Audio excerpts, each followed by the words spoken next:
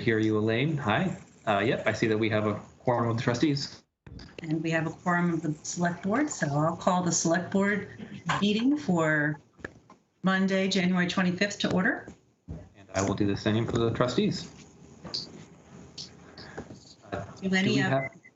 Go ahead. Go ahead, actually. No, you go ahead. Do we have any agenda additions or changes tonight? Yes. Yeah, I got the wrong screen up. Just bear with me here. Sorry, working on a last-second staff issue. We accidentally left 6B off of the agenda we were working on. The select board has seen this. It was in their reading file. You can decide what you want to do with it. I know the village board meets tomorrow. Travis would be available if necessary, either tonight or tomorrow. So just want to put that out there.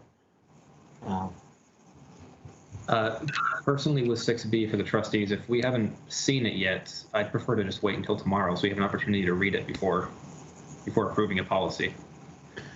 And you don't necessarily have to prove it tonight, but you could at least look at it. This is dealing with COVID and how we want to address, because the federal government didn't extend the 2 weeks in their federal legislation.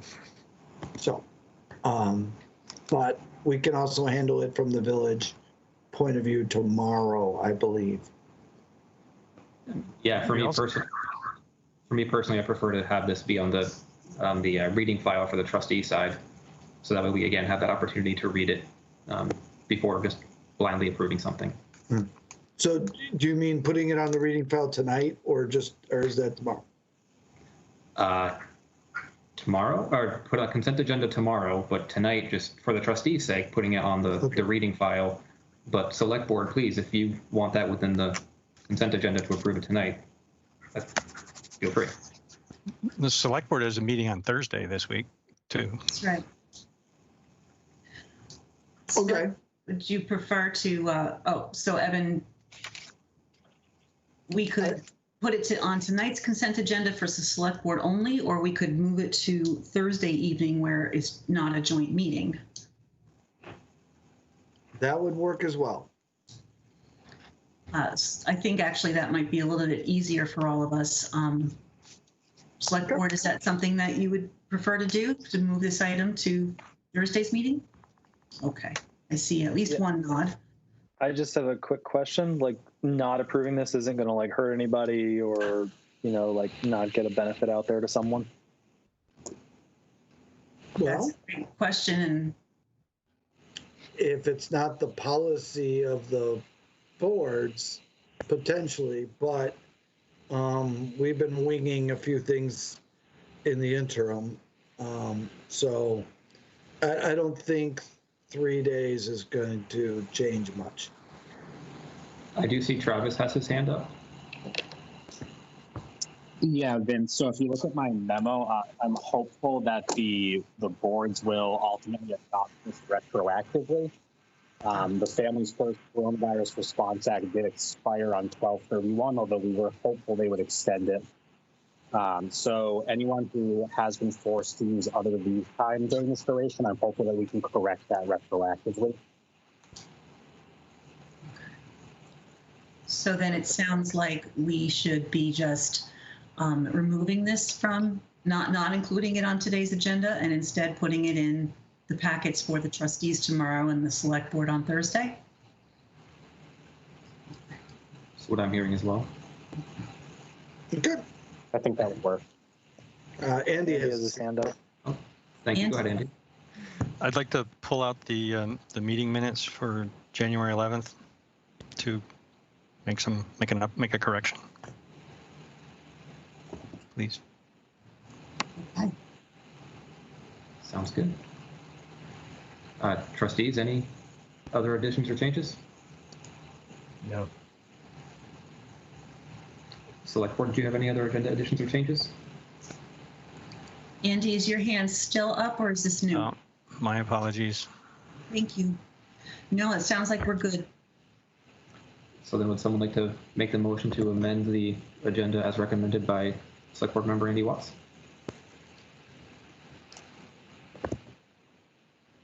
Trustees? Yeah, so moved. Thank you, George. Would someone like to second that? Second. Thank Amber beat you on that one. So all those in favor of amending the agenda, say aye. Aye. Aye. Anyone opposed? All right. Would anyone from the select board like to make a motion to approve the agenda as amended? So moved. So moved. Oh, I'll second it. I think I heard Vince move and Pat second. I heard Vince and Pat at the same time, so I'll go with Vince and Pat. Any further discussion? All those in favor, please say aye. Aye. Aye. Opposed? Okay, thank you. All right, and so this will move us into the public to be heard. So this is a portion of tonight's meeting where if somebody has any comments that you would like to make to the board about something that is not on the agenda, then we are entering that portion of the meeting. I'd like to remind everybody, the intention of this is to, inform us of concerns. It is not to have a lengthy debate. It is not to have a back and forth. Really to inform us of any concerns that you have, which we can then have staff investigate and do some research into. So seeing as I believe there are some members on the phone, we'll start off with people in Microsoft Teams. So if you are using Teams, please go ahead, raise your hand or type into the chat that you would like to speak, and I'll go ahead and call on you. I will go ahead and we'll designate 2 minutes for this per person at this point. I will give you a 30 seconds notice we'll give you notice when you have 30 seconds left. And I see that. Ken Signorello, you have your hand up, so go right ahead. I do. Can you hear me? Yes, we can. Excellent. I'll be very brief. I just wanted to reiterate the challenge that I made in Front Porch Forum, the Rural Front Porch Forum. Irene Renner and I, Ken Signorello, hereby challenge any public official, select board, or trustee to a public debate on merger, moderated by a member of the news media, with debate rules proposed to and agreed to by all parties. Thank you. Thank you, Ken. Was there anybody else from the public using Microsoft Teams who wish to speak to the board about something that is not on the agenda? Again, you can raise your hand or you can type into the chat feature.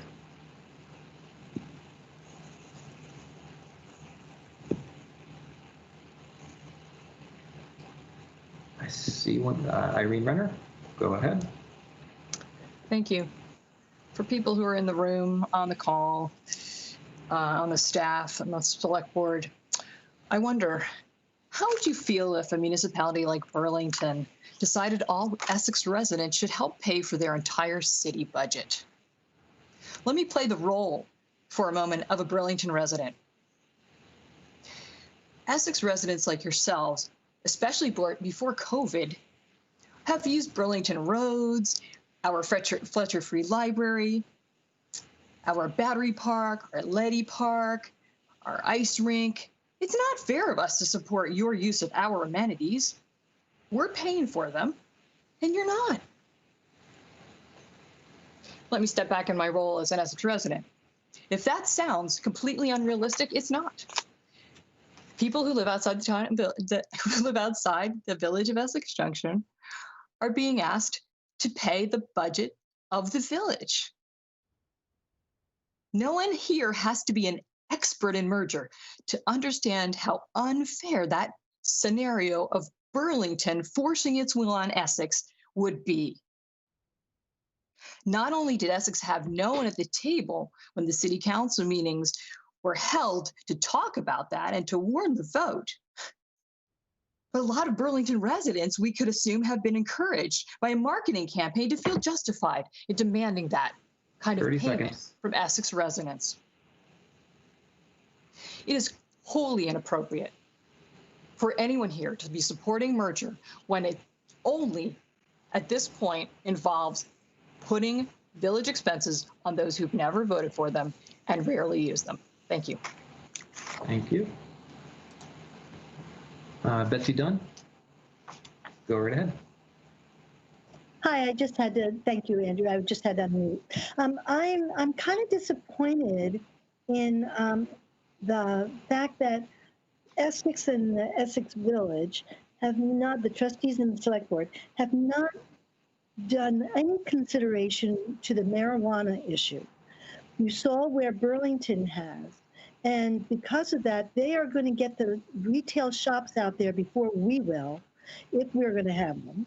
And they're going to get the money that we could be getting in this town, and it's going to be money. And I hope that this comes up in your next meetings, because I think it's really important. Thank you. Thank you, Betsy. And is there anybody else using Microsoft Teams?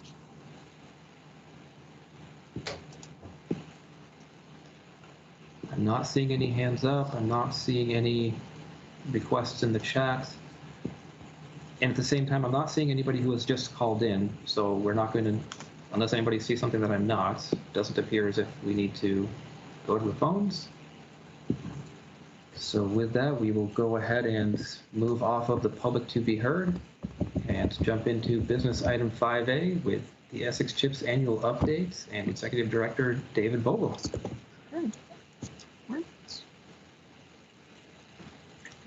David, I think I saw that you were here. I'm trying to. While you're getting settled, I'll just go ahead and remind everybody, if you are not speaking, please go ahead and mute yourself so we don't get unnecessary background noise.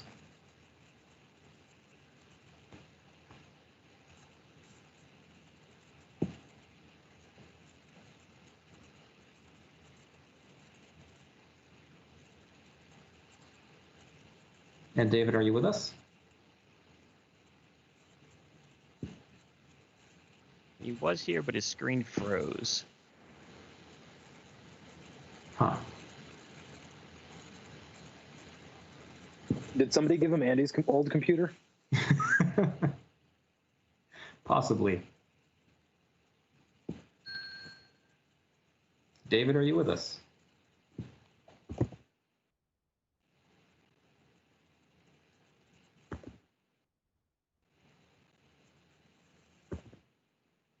Well, while we are waiting for David, I don't know how long that's going to take. Looking at the other agenda items, I think they all may be they could be lengthy. Would we like to jump to the consent agenda to at least move things along, or the minutes? Do you want to move to that item? Fine with me. That sounds like a good idea, Andrew. Andy, would you like to jump to the edits you want to make? Yeah, sure. Lines 201 and 203, it says he was also concerned about the wording of the sidewalk district in the charter because some of the plowing, like that at the library, seemed to be beyond its scope. That wording should be changed. I was talking about the capital district in that sentence, so I'd like it to say he was also concerned about the wording of the capital district in the charter because some projects, like paving the library parking lot, would be hard to justify as benefiting only residents of the village. So I did send a hard copy of that to town staff. I don't know if it could get to the recording secretary, but.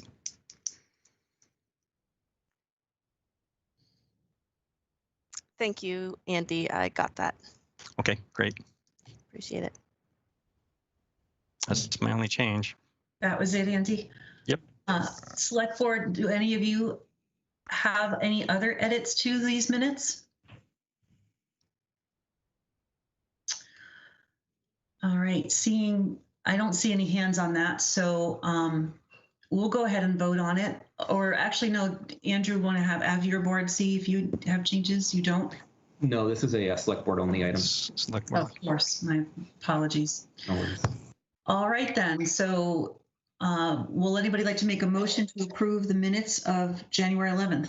Yeah, I'll make the motion. I move that the select board approve the meeting minutes from January 11, 2021 with select board member corrections. Second. Seconded. Can I get a select board member to second that? Second. Thank you, Dawn. Any further discussion? All those in favor, please say aye. Aye. Opposed? Okay, the minutes are approved. Shall we see if David Voegele is ready to present? Yes. I don't. David, are you back?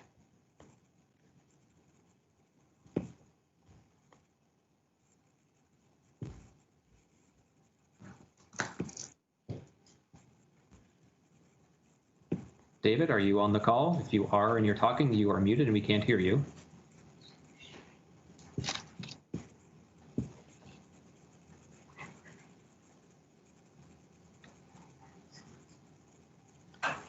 I don't see him listed anywhere anymore. Oh, no, he's, no, there he is. David ID guest, is that the person? Yeah, that was him. His video froze, and I have not seen it move since. So Okay. I'm not sure if it's a computer issue or.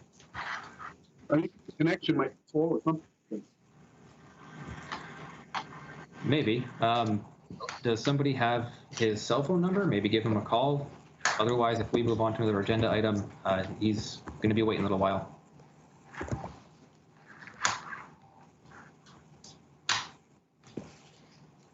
Andrew, I'm looking.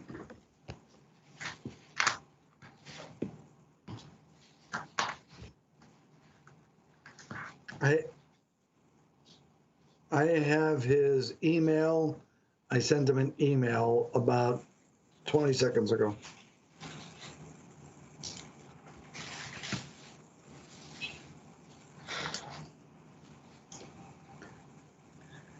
I do not. Well, I can only, move on to another item. And do we think that 5D will take long? Should we give it a shot, see how that one goes? That one's probably shorter. Why don't we try that? Let's give it a shot. All right, let's jump to business item 5D. Consider approval of mailing ballots for town and village annual meetings.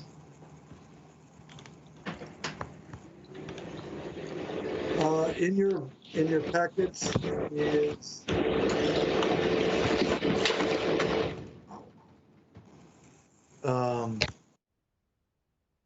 I know the state took action this a couple days ago. This is not public outreach. This is 5D, which is 5D, about mail out. Yeah. So according to Susan, the boards need to take action to give direction as to who they want to mail ballots out. I think the recommendation is because normally there would be about 3,500 ballots sent out. This is actually going to be, if you send it to all active voters, it's going to be in the 14 to 15,000 people that are on our list, which is fine. But we do need a recommendation from the board and a vote. Thank you, Evan. And just one clarification, when you're saying all registered voters, the legislation allows for the mailing to all active registered municipal voters, and just that key distinction. Right. I apologize, active voters. From my personal perspective, we did this in April for our annual meeting when the pandemic was really just beginning, at least as far as we knew. We also did that with the school budget at the same time. It went resoundingly well. We saw it in November, went resoundingly well. As far as I'm concerned, let's do it again. Agreed. Select board members, do you have any questions? Pat? Not a question, but how are we going to do it without Dawn? Because she's on the ballot. So we're going to have to work extra hard to substitute in for all those envelopes that need to get stuffed. Legally, I can still stuff them and I can put them in alphabetical order. I just can't be there when they're fed into the machine. Ah, nice. I followed up on it. So we're 75% I'm good. Somebody will have to cover the other 25%. Awesome. Any other questions from the select board? I don't see any hands. So if there aren't any further, Dawn has her hand up. thank you. I don't have a question. I just think it's a wonderful idea to send them to all the active eligible voters, because then you have a bigger participation and less exposure to public disease. Absolutely. Anybody else, board members? Before we take a vote, I do see a hand in the audience. So board members, with your permission, we'll open that up before we vote. Go ahead, Tracy. Yes, I just question whether that 14,000 number came from the clerk. The last list I saw was over 18,000. So I just want to make sure that we have the numbers correct cost-wise. I believe the last communication I saw from the clerk on this number, it was around 14 to 15. So I guess, Evan, we might need to ask for a clarification on that. I think there's a difference between the active voter list and the total voter list. Oh, yeah. This, I don't have the exact number of the actives, but she said somewhere in the $14,000 to $15,000 range. Plus, there's a change in the postage that just went into effect, I believe, that either this week or next week. So the numbers are the dollars are going to change a little bit because it's a couple cents more to send out and to mail back in. Okay. But we can confirm the number of active versus the number of total. And actually, yes. I'm sorry, Elaine, I do need to apologize. I did just check that list again, and it was just over 15,000. I'm just must be very tired today. Thank you. I'm sorry. No need to apologize. No problem at all. Okay, so coming back to the select board for, I'll accept a motion from someone to approve mailing ballots. So moved. Thank you, Pat. Is there a second? Thank you, Andy. Any further discussion? All those in favor, please say aye. Aye. Aye. Aye. Opposed? All right. Thank you. Trustees, would one of you like to make a similar motion? So moved. I have no idea who said that. You both spoke at the same time. George did. All right, George made the motion. I'll second. And Raj seconded that. Thank you for clarifying. Is there any discussion on the motion? Hearing none, all those in favor, please signify by saying aye. Aye. Aye. Aye. Anybody opposed? All right, passed unanimously. All right, third time's a charm. See if David's with us now. I suggested he try the phone. I don't see. I don't see his name in the Teams chat. Oh, someone's waiting to come in. Hang on a second. Drum roll. And David Voegele, are you with us?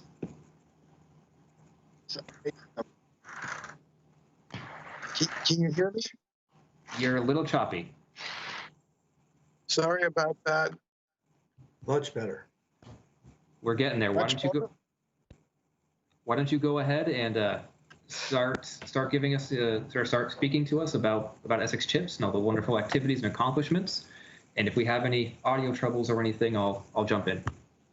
Okay, well, I'm not going to move my phone because I don't want to disrupt anything, but I'm a little disappointed I didn't get to show the sport jacket I'm wearing. I haven't been able to put one on for any reason for 9 months, and I do have one on tonight, but so be it. Usually when I join you folks, I start off with something along the lines of that it's been a great year.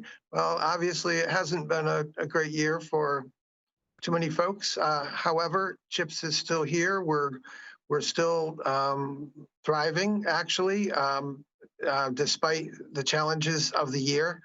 The Teen and Tween Center has only had about 4 months of in-person services this year because of COVID.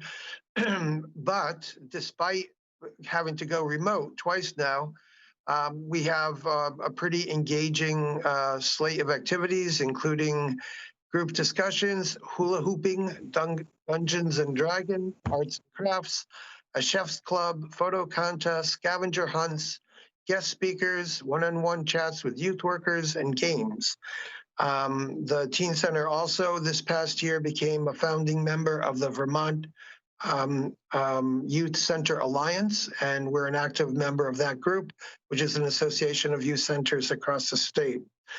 We continue our substance use prevention work, actively hosting the Essex Healthy Youth Coalition, member of the Chittenden Prevention Network.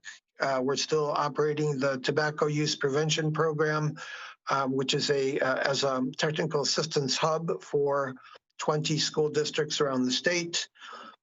We have been working with the One Heart Club at the high school in support of LGBTQ plus youth, and we're actually working with a middle school group now as well. We have supported the development of something called the Essex Youth Empowerment at the middle school, which is a middle school group focused on prevention of substance use.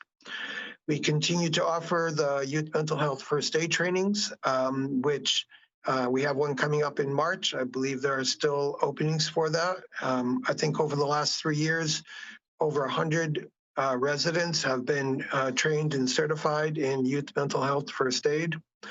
And our Quality Youth Development Initiative is actually thriving despite COVID. Turns out it's a project that it's essentially a community organizing project that can be done virtually. It does not have to involve in-person activities. So in addition to Middlebury and Essex becoming certified several months ago, Brattleboro is about to be certified as a QID community.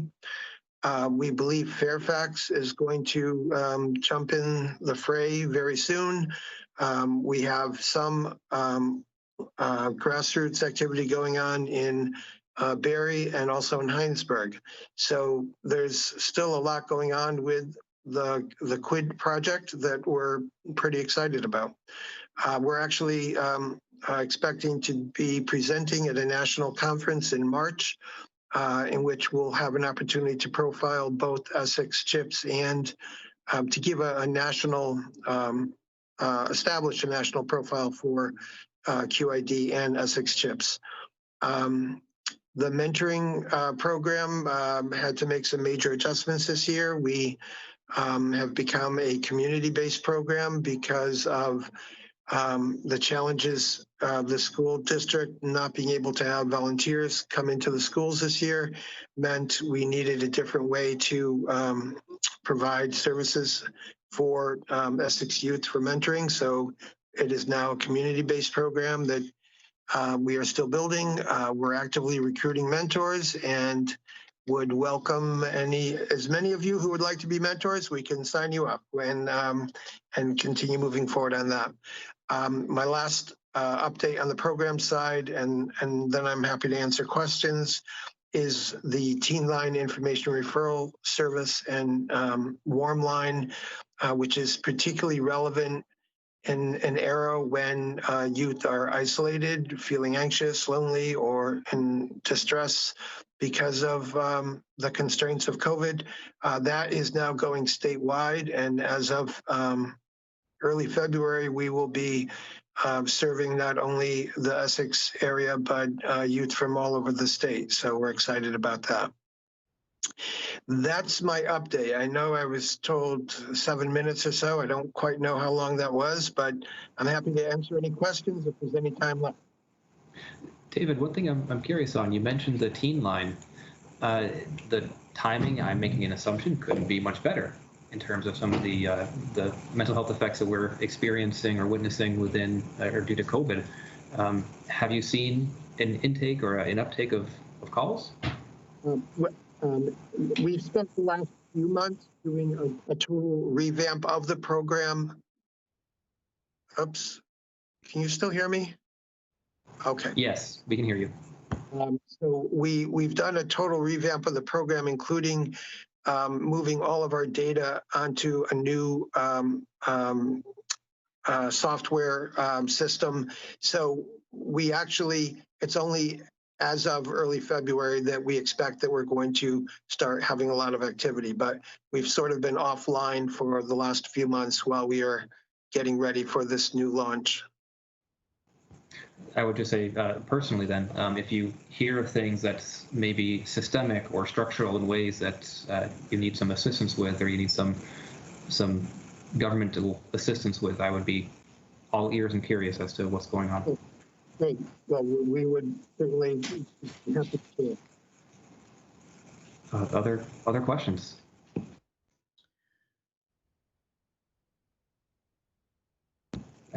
Amber, is that your hand? It is my hand. Go right ahead. I'm very intrigued by this hula hooping via Zoom. Very intrigued by this. And I think that, and I'm probably going to be the only one saying this, I think it would be great to get the trustees and the select board and the tweens involved in a hula hooping Zoom contest. I'm there. See, Raj, come on, you do it too. Elaine, yep. Well, that's intriguing. I can pass it along to the director of the teen center and put the word out to youth, and that may generate our biggest activity yet. It is kind of interesting because we had one of our AmeriCorps members make the hoops. These are all, I think it was about a dozen hoops that are very sturdy, very cool looking, and she made them and have made them available to youth. So we have whenever we have an activity that involves materials, we arrange for a pickup, a distanced pickup downstairs at our space, and people come in and they pick up the hula hoops, or if we're doing arts and crafts, they come in and pick up the materials we have for them. We've also done that for the cooking classes. So it's been, we've adapted to the circumstances. That's awesome. In all seriousness, thank you for doing what you guys do and appreciate it. And I am serious about an actual contest. That'd be awesome. I think that we need to include Evan on that. Like, I think that, as the town manager, he should represent the town government there. It's vitally important. Well, I'm definitely going to tell Nancy, our teen center director, and she'll be in touch. We'll get something set up, and who knows? Maybe we'll go big time. Maybe the evening news will want to come and see what's going on. Who knows? I know I'm thoroughly going to regret that. We don't need the news there. Evan, why don't you go ahead? Your hand is up. Oh, Vince, always willing to debase myself for the community. David, two things. One, if you pan down a little bit, we could see your suit, and then you could write it all off. There, everybody. Thank you for classing up the meeting. Yeah, I mean, I was so enthused about this meeting because I figured I got to dress up for once. But well, there you go. We appreciate it. Second, we're looking into being able to help seniors make appointments for vaccinations. Any chance we might be able to work together on that initiative? Seniors seem to be having a lot of trouble getting through all the mechanics of it's almost, if I'm not mistaken, 99% online. And our senior center is trying to get authorization through the Department on Aging and the Health Department to be able to help seniors get appointments for vaccinations. So I'm just wondering if maybe the teen center or somebody, we could give you a call.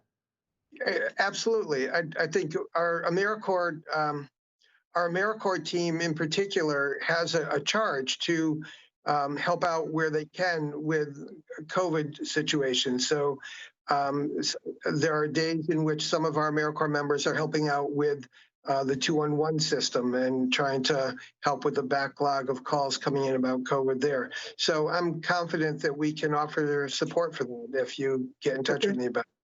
We'll give you a call this week. Okay. Thank you. And by the way, you guys do great stuff, and we really appreciate your efforts in the community and being a very quiet tenant sometimes upstairs. Oh, well, right now we are really quiet. Very quiet now. They're not there. Sometimes. Lately, yes. Yeah. Thanks. Okay. Dawn, do you have a question for David? I don't have a question. I just wanted to say thank you for all this hard work. I can't imagine being a teenager during these COVID times. It's hard enough being a senior citizen, but I want to thank him and the staff. So thank you. Okay, I will pass them on to everyone. Yeah. Thank you. David, can I ask you a question?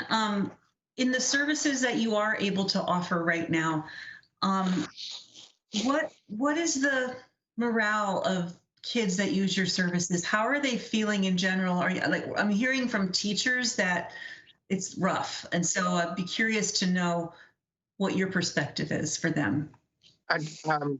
There is a malaise that's out there that the youth are struggling, and it's been difficult sustaining the mentoring relationships, for example, that some youth have just dropped out of.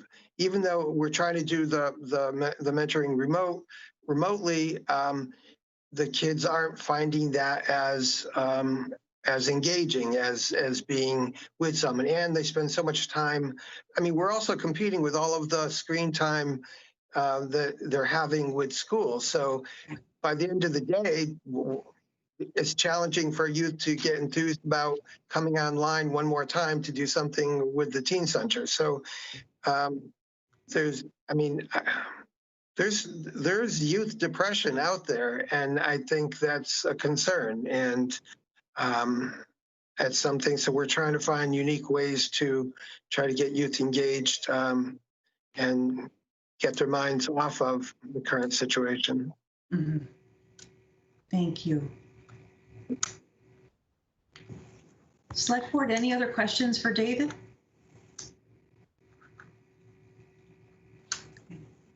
If I can just take a moment to also just express my appreciation on behalf of our child for the services that the Tween Center is providing. I know that he's certainly enjoyed quite a few of the services, quite a few of the events, and in particular that scavenger hunt that occurred a little while ago. That was a great time. We really enjoyed getting a different view of parts of our community, which we appreciate. So thank you.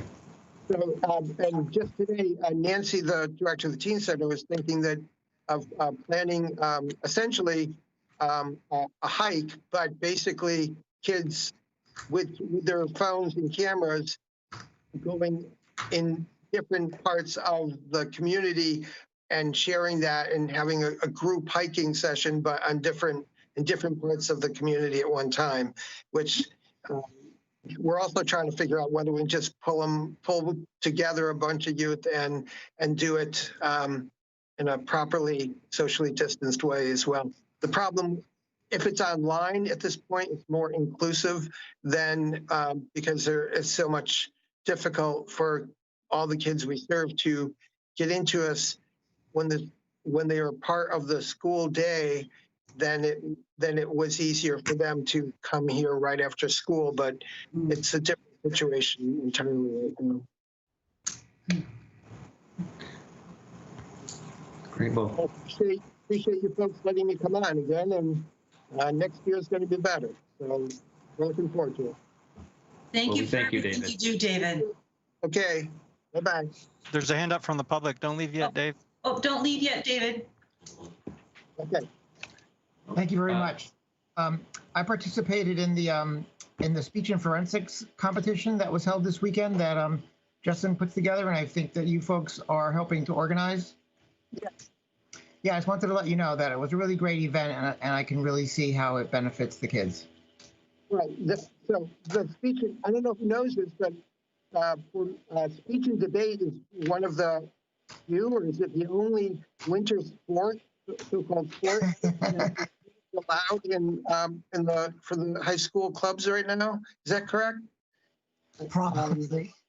And in our team, we have a couple fantastic youth who are nailing it tournament after tournament. And I expect that we're going to be in the nationals again this year.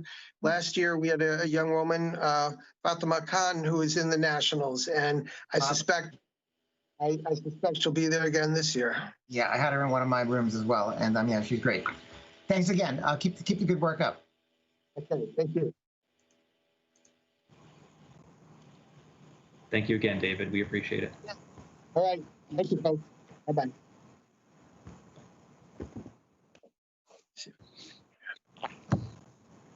All right, and so that will bring us to our next agenda item, which is the merger cost update. And Sarah Macy, are you with us? I am. You hearing and seeing me? Nice to see you again. Good to see you. All right. I'm going to take, perfect. I'm going to take over the screen from Tammy. All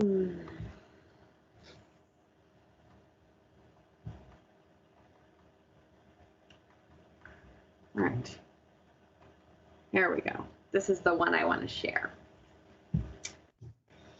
So let me get y'all's faces back up on my other screen. There you go, so I can see you. All right, merger cost update.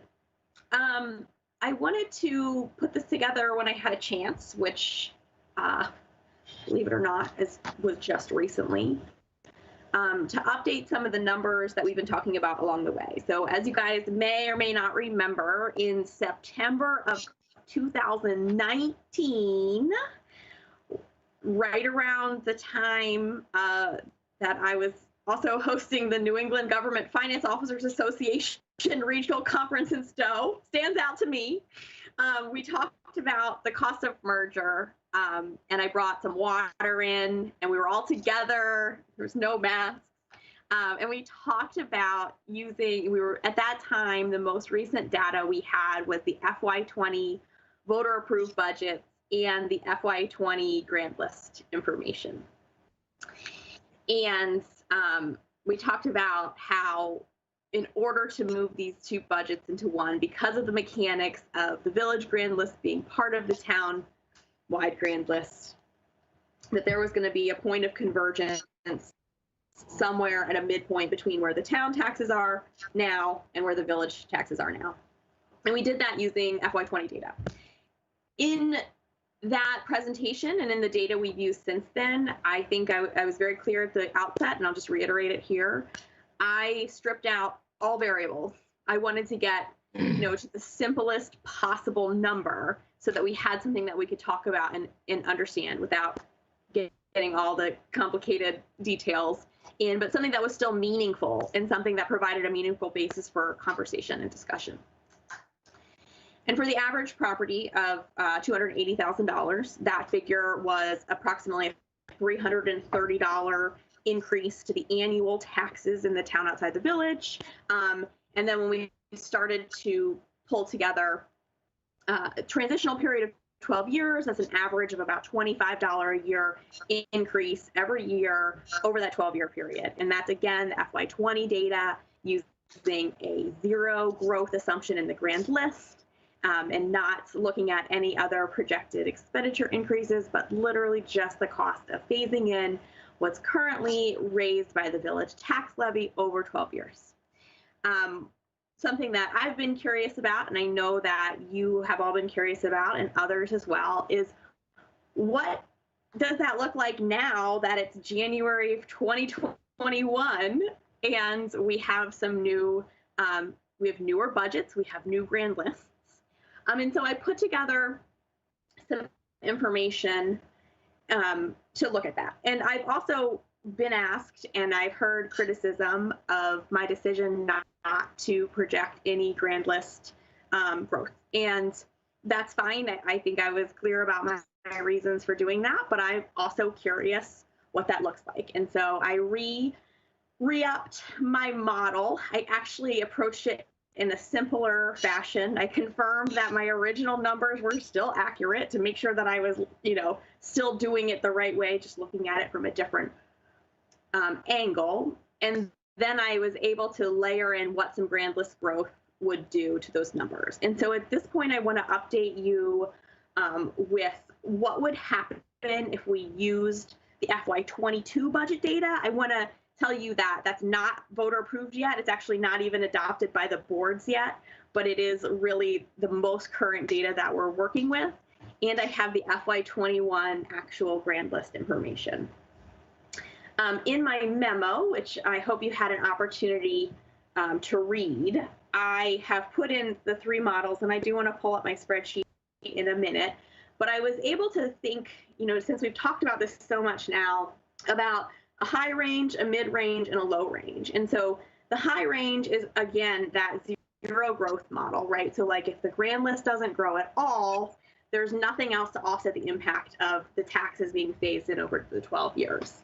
So looking at the FY22 budgets, which I said are not final yet, and then the FY21 final grand list, that change that goes from $330 baseline increase in your annual taxes outside the village to $372, and it bumps that average annual cost. If I average it out over the actually 13 years, right, because those districts go away in year 13, it's $29 a year. When I started to play with grand list growth, I pulled in the 3-year average of the town of 1.25%. That's lower than the 7-year average, but that is the average of the last 3 years. And I left those districts closing out in year 13 to cause that bump. And that was what I looked at as the mid-range. So what would the impact of some grand list growth be to offset this? And when we look at that middle range, we really come right back to those, similar to those figures that we've been talking about all along, with an increase in the baseline of the annual taxes of about $309, and that average over those 13 years is $24 a year. Recently we started talking about what might the future boards do with those districts in 12 years from now when they're approaching the end of their life. Are they going to go away? Are those dollars just going to automatically come into the full budget? And that's a conversation that, the future board would have to have with future community members and decide what the best option is then.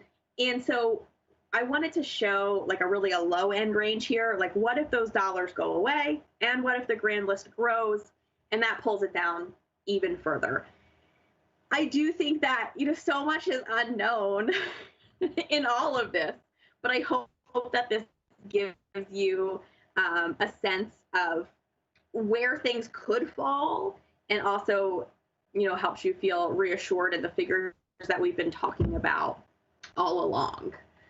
I do want to, and then I've also done that for the decreases on the village side as well. And so they sort of track the same way. The impact is more of a decrease as the grand list grows, and if those districts go away at the end, and less of a decrease assuming there's no grand list growth and everything closes in at the end of the transitional period. I don't know how this is going to show on the screen. But I do want to just take a minute to have my calculations shown. I added them into the packet to see how the high range, mid range, and low range were calculated, and to show the annual change over time on a year-over-year basis. Before so that's my update.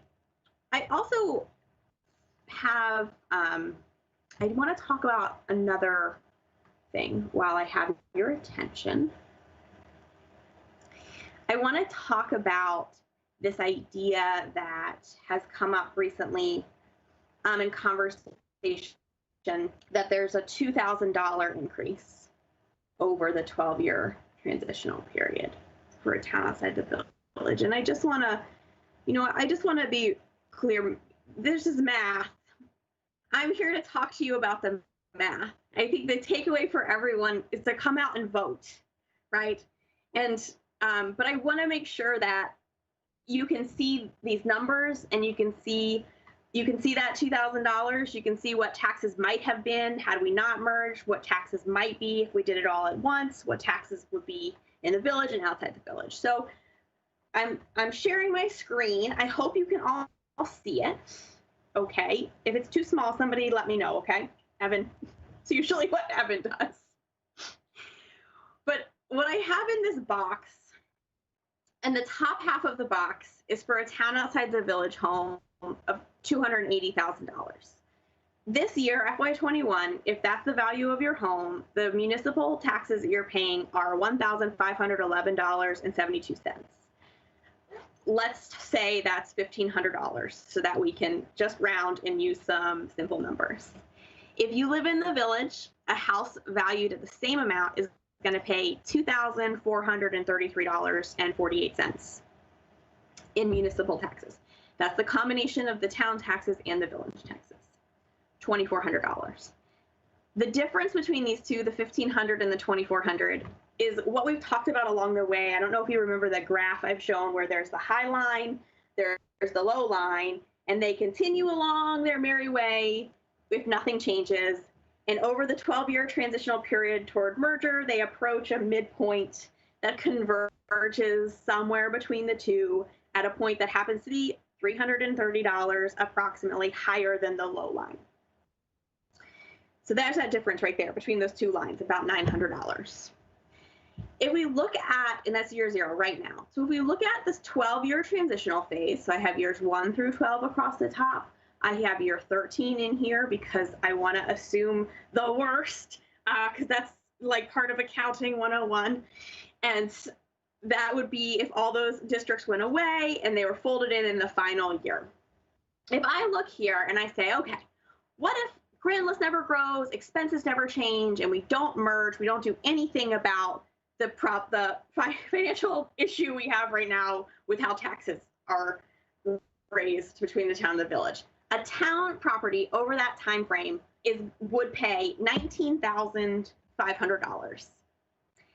A village property over that same time range is going to pay $31,200. Now, if we step in and the voters come out and they say, yes, let's merge, and they agree, let's do this 12-year transitional period, and there's no Grand List growth, and those districts collapse in year 13 all into the total budget, what we're going to have is we're going to have town outside the village property stepping up gradually, approximately $25, $26 a year here. So here's the 1,526, and then 1,550, 1,575, give or take. If you add those up over that same time period, that property is going to pay $21,874 in taxes. And that's where this $2,000 comes from. I do want to point out here that this is a 12% differential. So 21,800 minus 19,500 is this 2375 number, and that's a 12% difference. And yes, over that same time period in a village, if this is the 12-year transitional period, that property would pay almost $3,000 less. Because remember, we're coming down to a point of convergence. And now we're adding up everything along that way. I also want to show, just to say, I know we're not talking anymore about merging these dollars all at once, because that's unacceptable. If it's approximately $330 all at once, that's a 25% increase on the property taxes outside the village. And really, when I think about budgets and municipal finance, mostly when I think about like water and sewer rates, but I think this applies to taxes too. We really want to talk about predictable incremental changes over time and not sudden ups and downs. If we were to merge all at once, as opposed to going through the transitional period, I've recalculated these numbers using that scenario, just so that you can see it. That would be almost $5,000, or there's that 25% change, which is $330 increase on $1,500. That's about 20 to 25%. If you're just looking at 1 year, and then of course that percentage tracks if you look at the whole time because math. And it's a larger decrease in the village because again, we're coming down to that point of convergence, but we come to it suddenly and then we stay there, as opposed to coming to it gradually over time. This is another, it's not the way that I look at taxes, but I do think that it illustrates for us the impact that the 12-year transitional period has, and the impact that it has is that change, which is an increase outside the village, and it makes it more predictable and gradual over time. I think I have it locked in so we could look at grand list growth, but in here this is a zero growth model we're looking at right now, but I'm not sure for sure that I do. So yeah, I feel like it was important for me to walk through those numbers. I do want to point out that this right here stands out to me, that if nothing changes, merge, separate, anything, there's a big difference here between a village property and the town outside the village property valued at the same. So I'd be happy to answer any questions that the board has. I hope you find this information helpful, useful, and informative. Well, board members. Thank you, Sarah. I personally do find it very informative, very interesting. As a bit of a number data geek, I really appreciated being able to dive into that over the weekend, so thank you. I honestly don't have questions. I thought it worked well for me, but I see that Vince has his hand up. Go right ahead, Vince. Yeah, so I've heard a few things rolling around the community that based on the latest budget that we've passed, that we're going to pass, that the actual increase to TOV residents is going to be $27 rather than like $25, $26.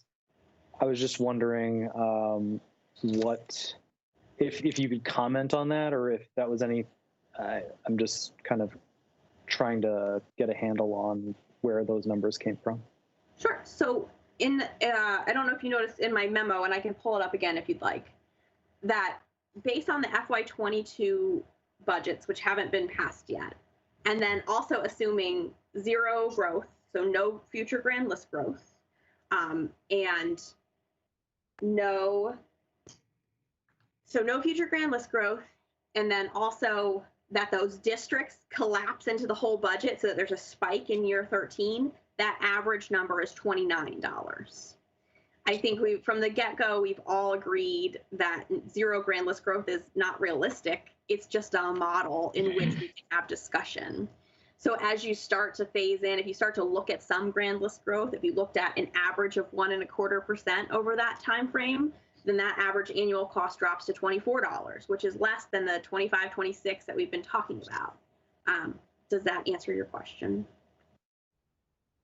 I don't know if these numbers, and I'm kind of spitballing on this, Sarah, and I'm sorry, but I don't know that these numbers had any relation to like grand list versus grand list growth versus non-grand list growth. I think it was calculated based on like the proposed budget. So I was just kind of curious as to if those numbers would have changed because of a budget, because we passed a different budget, or because we passed or because we've proposed the budget that's going to be passed. Passed, depending. I'm not sure if I'm going to answer the question you just asked me, but the calculation of what it costs to merge, what it would cost to merge, really, it doesn't matter what the town budget is.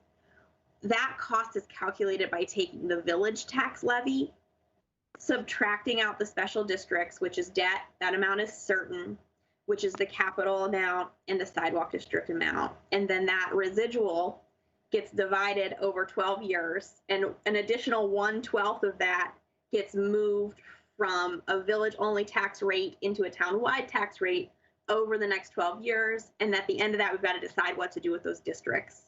I've tried to include those because I think that it's a conservative estimate. I think it's kind of like a worst case. Those districts collapse all at once, and then we have a sudden spike, you know, knowing that the future board is going to have to address that.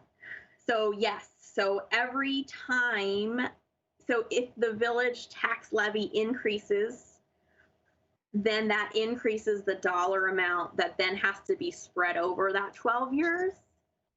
But in calculating a tax rate, grand list gets factored in. So you take a dollar amount to be raised, you divide it over the grand list, and then you get a tax rate.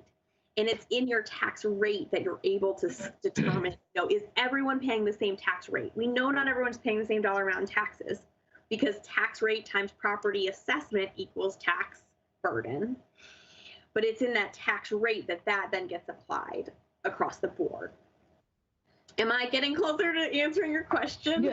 Yeah, no, I appreciate it. I think what you're saying is that like the question is you're decoupling the answer that you're asking is decoupled from like what I'm asking, or the answer that you're providing for the, yeah, okay, gotcha. I think so. Yeah, I hope that I've been clear about my methods and I've shown you my work so that, you know, that is real, you know, I don't have, that's math, folks. I wish that like we could pull some of my Essex High School math teachers over, you know, but that's the math.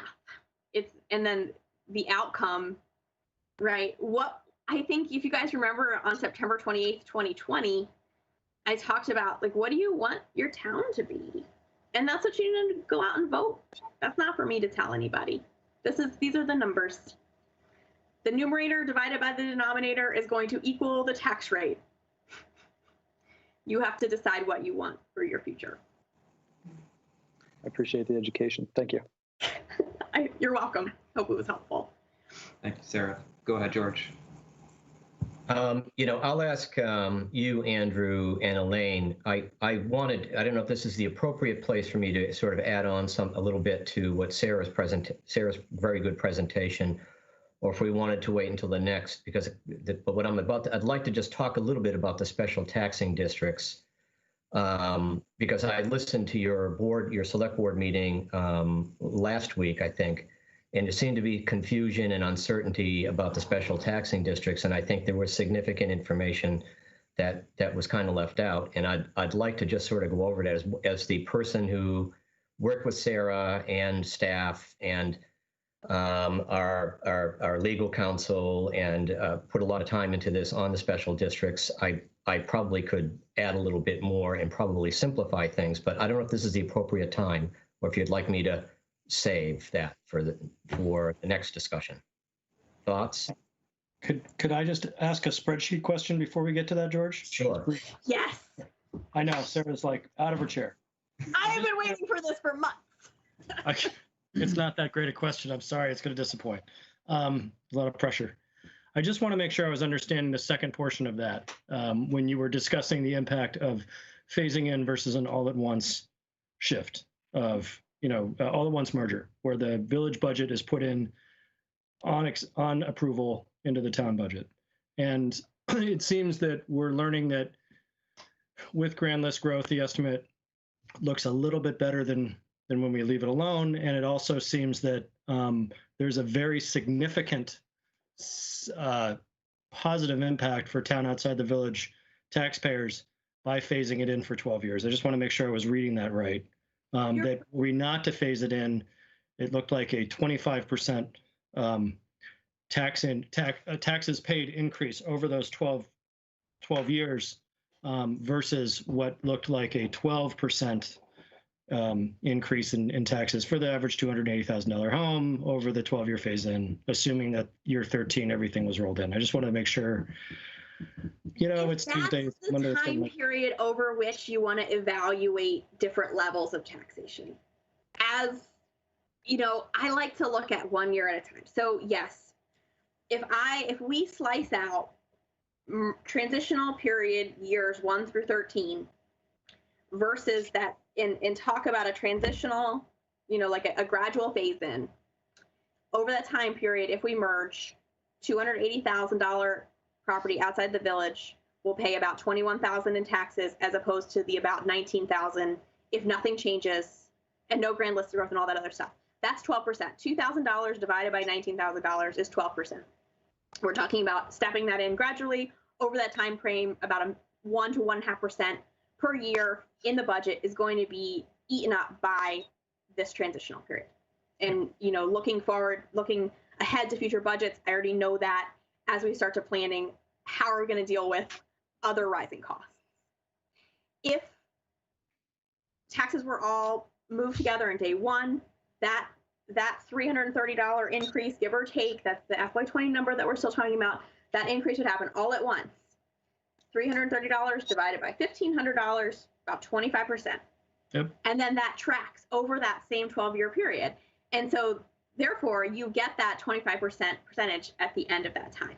Now, if you wanted to look at 20 years or 50 years, right? I mean, we're getting a little far out there, but that the longer the time frame, you know, that changes things. A shorter time frame changes things. And so did I answer? I think I answered your question, but I also feel like, you know, looking at the whole time frame is not the approach that I want to take when I evaluate this. Understood. From a finance lens. Understood. Thanks. You're welcome. I have no problem with George asking or talking about the districts if you don't, Andrew. Fine by me. I'll be. Is it on the agenda? Is it on the agenda though? I mean, is it the topics that are on the agenda are not? No, it's what I see on the agenda is the merger cost update, which Sarah just went through, and then the other is discussion about how we're going to do public outreach. It's not the content of the public outreach, is it? Or is it? Or am I just not reading it right? I'm sorry, I don't, I leave it up to the board. I was just going to fill in some information that I think is being left out about, since Sarah referred to the special districts and they have a big impact on how the tax rates are phased in over 12 years. I thought I would like to give it a little bit of, I'm not trying to give propaganda, but I keep hearing something that's being left out, and I would like to add on to that, but it's fine. I'm happy to keep silent. And so for the last two select board meetings, I wasn't allowed to talk about these, so I'm a little frustrated about it. Yeah, I'm sorry. I'll shut up. I don't care. George, I'd say go ahead. If we're talking about the districts, which Sarah has talked about in year 13, and it seems like the districts have a significant cost driver to this conversation, I personally find it important to understand that people understand what the districts are. So as far as I'm concerned, go ahead. Let me just, I'll be as brief as I can, because what keeps being left out of this is that when we started this discussion between the two boards, we had several things that we agreed on in consensus. One of those things was that would be no significant disruptions of municipal services. So your experience of municipal services, regardless of where you lived in the village or in the town, would stay the same. And then one of the other assumptions was, as Sarah just said, we didn't want to have, we wanted to have incremental, predictable change in the tax rate. It's algorithmic. You cannot integrate the two budgets, maintain existing service levels, and not have a sudden, unpredictable jump or leap in the tax rate in the town outside the village. So the special taxing districts, the point was not simply to save the town outside the village a few dollars, because if you look at it just for that reason, it's a relatively small amount of money. It's, you know, $3 or $4, depending on what happens, it's $3 or $4. But it was also to give the elected board a kind of a safety valve and a kind of a mechanism for integrating the two budgets over a period of more than a decade, but maintaining what we had all agreed on at the beginning, of maintaining municipal services at more or less their present levels, but winding up with a consolidated budget at the end of a decade. And I'll just add one more thing. There's absolutely no way that listening to this previous conversation, you can know 12 years out exactly what the dollars are going to be. We have an economic development fund in the village. We call it the penny on the tax rate fund. We add a penny to whatever the village tax rate is, 0.01, and we apply that for economic development in the village center. Do we know how much it's going to generate every year? No. We know approximately how much it's going to generate. Do we know how much we're going to spend every year? No. Has there ever been the slightest bit of confusion on the board or staff about how this works or what it's about? No. Has it worked really well for the last 3 years? Yes. You cannot predict municipal budgets and municipal tax rates out 5 or 10 years. I'll stop there. Thank you. Andy, I see your hand was up and now it's not up. I remember explicitly the discussion about maintaining levels of service, and we amended that to be maintaining the quality of service, not the levels of service. I have reminded these boards of that many, many times. With regard to the sidewalk district, my main objection is the fact that we'll have a district that's defined by charter, that gets special services that they pay for, but then we have neighborhoods outside of the village that are also walking school neighborhoods. You know, my neighborhood is K2, right? Going over to Essex Elementary School. You've got a district that's defined by charter that's being taxed, and you to provide a service that, yes, they've been getting and they want to continue to get, but having the way I see it is having that for 12 years locks out the possibility of my neighborhood with kindergartners through 2nd grade walking to school ever getting the sidewalk plowed before school starts. Because if you're doing it in the village and you're charging a tax for it, you're not going to do it outside the village and not also charge a tax for it. I've been told going through the merger or the budget process here, sorry, wrong word, to the budget process, that it's even impossible to determine how much it would cost to plow those 2 neighborhoods that are walking districts, the one near the Essex Elementary School and one near the other schools. It's the cost is so large you can't even calculate it. And we would have to set up a second sidewalk district for those 2 neighborhoods, and they'd be paying $500 each just to get their sidewalk plowed, or some crazy number like that. And so that's my concern about the sidewalk district, is it excludes providing similar service to other walking districts in the town, because you just couldn't physically do it in the same way. You can't charge a tax for a service in one part of town and provide the same service in another part without charging a tax to them also. That's my concern with that one. For the capital district, Dan,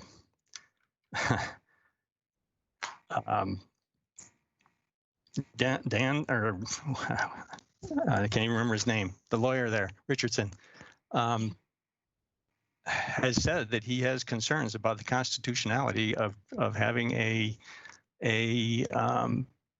district where you tax people to put in capital projects that everybody can use, and so I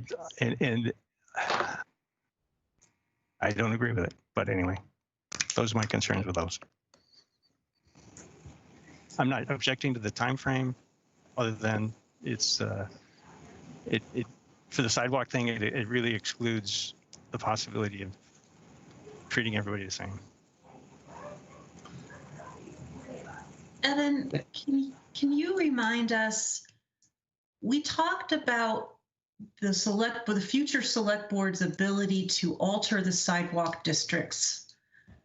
Can you remind us what that conversation was about? Because I seem to recall it was about giving the select boards the ability to expand or contract the districts outside of the charter or within an ordinance. I see Andy has his hand up. I'll see if he wants to address that first. The way I understand that is it's in the charter. The boundaries of the sidewalk district are in the charter. Right. So you could establish another sidewalk district, but then you'd have to treat it the same as the other sidewalk district and tax it at cost, which, as I've been said, is huge. It would be, for those two neighborhoods. Dan Richardson said, absolutely, the select board has the authority to establish the sidewalk district. If it's not in the charter, you could put the district wherever you want and handle it however you want, as long as the voters approve the budget that went along with it.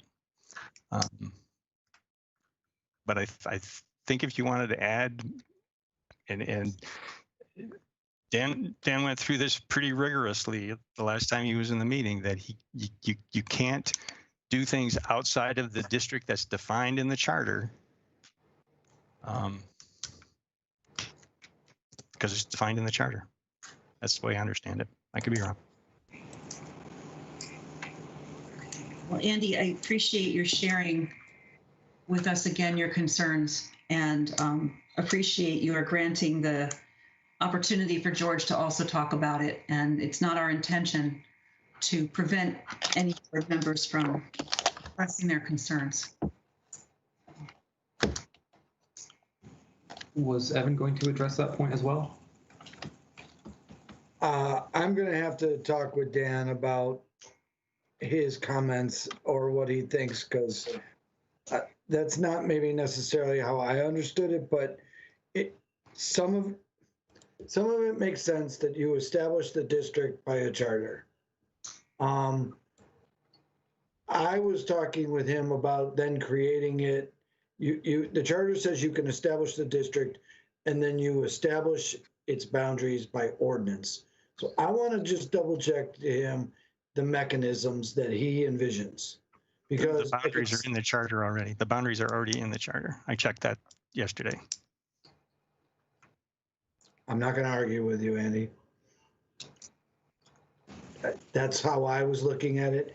If the boundaries are already in the charter, then I'll ask him what his opinion is about could it ever be able to be expanded, and how one would do that.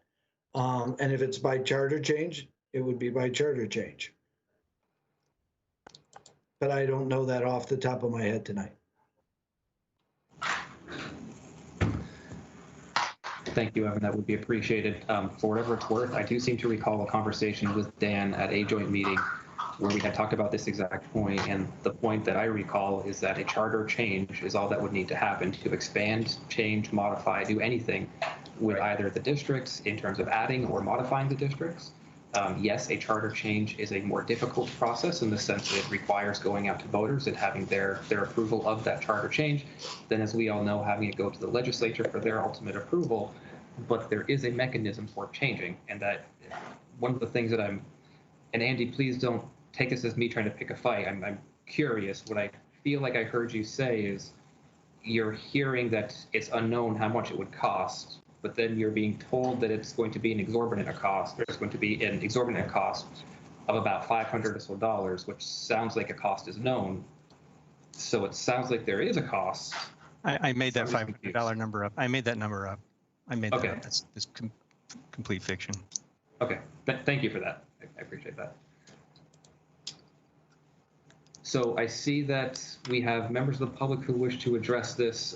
Board members, are there other comments, questions? Pat had his hand up a little while ago. Pat, do you still have a question? Yeah, I mean, not a question, just I think to note in this presentation with the the 12 years, in what year does the entirety of the town start voting on the budget? What year does the entirety of the town start voting? Yeah, on the whole approval of the budget. Immediately. Yeah. Okay. Thank you. Yeah, I know the answer to that question. Okay. I'm just. Did I answer it right? That was my understanding.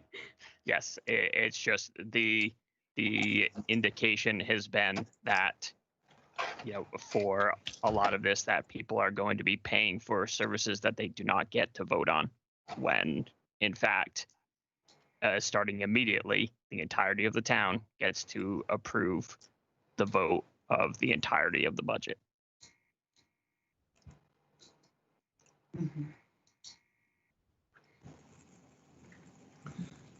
So board members, are there any other questions about about Sarah's presentation before we turn this over for public comment?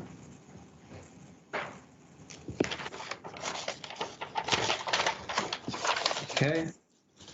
So I'm just going to call on people in the order that I see your hands on my screen. I don't know if these were the orders in which they were raised, so if you've been waiting for a while, I apologize, but sorry, I just have to figure out a way to do it. So the first person on my list is Ken Signorello.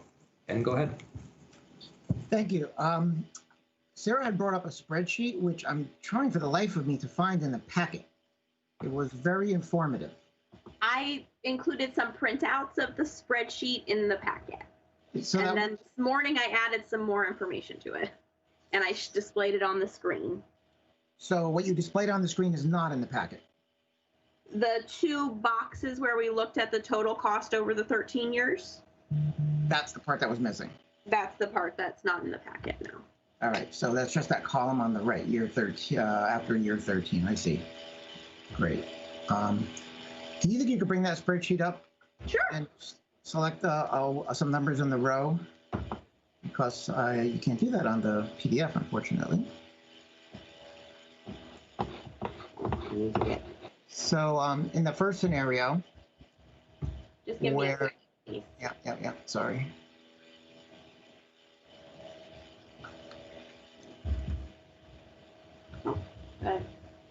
Guest over here. Yeah, where it showed the cumulative increase down here.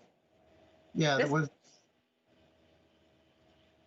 up above where you have the cumulative increases there, right? Mm-hmm. Yeah. So wasn't there a scenario where it was 27 or so? Maybe not. If we look at, are you looking, let's see, so here's what was in the packet. And I'm saying that the high range here is this average of about 26 across the board, and then 64 in year 13, that bump. So just select that row from the cumulative numbers all the way across to get the total for the 13 years? Yeah, that one. That's the number I've been focusing on, and I just want to see what that comes to into this scenario. It comes right here to 2,374, which ties right down here to what I was just talking about. Thank you very much. Yes, and so really the tax amount, $1,500, is kind of irrelevant in that analysis. If that what you're showing there is the increase amount total over the 13 years. Do we agree? I think I was clear about that. Do you have great. Patrick mentioned that, yes, year one, we will all be voting on the budget, and this is to counter the idea that folks did not get to vote on the taxes that they'll be paying. And I just wanted to make sure he understands that what I've been referring to anyway has been the budget from before the merger. The village budget as it currently stands, nobody outside the village voted on. Yes, certainly year one, everybody will be voting on it. And that's going to be an interesting time because the village budget will now be subject to the vote of the entire town. That's going to be an interesting time. That's it. Sarah, thank you very much. Great job. This is part of the question and the answer to the questions that the 40 citizens that wrote into you, to the board, asked for. And I appreciate seeing some response to it. Thank you very much. You're welcome. I appreciate everyone's patience. There are a lot of day-to-day tasks that also have to get done in my department this time of year. Glad you got to it. Thank you so much. Thank you for the question. And before we go into others, I just want to quickly say, if anybody has questions that's going to involve getting into spreadsheet lands and getting into specific analyses, that may be something that's better suited to happen outside of our meeting tonight and to happen in a private conversation with Sarah or with other staff after the meeting, just so that way we are able to get to other business that we have tonight. The next person on this list looks to be Annie Cooper. Go right ahead. Hi, thank you. Can you hear me? Yes, we can. Great. First of all, I would like to say that I'm uncomfortable with the fact that we are constantly asking members of the public, inclusive of myself, to not use the chat. I feel like I'm in a preschool class with toddlers that don't know how to listen. I'm really feeling really frustrated. So I'm just really frustrated, and I want to express that publicly. Second, I think if nothing else, a modicum of respect is due at this time for all the things that we are doing.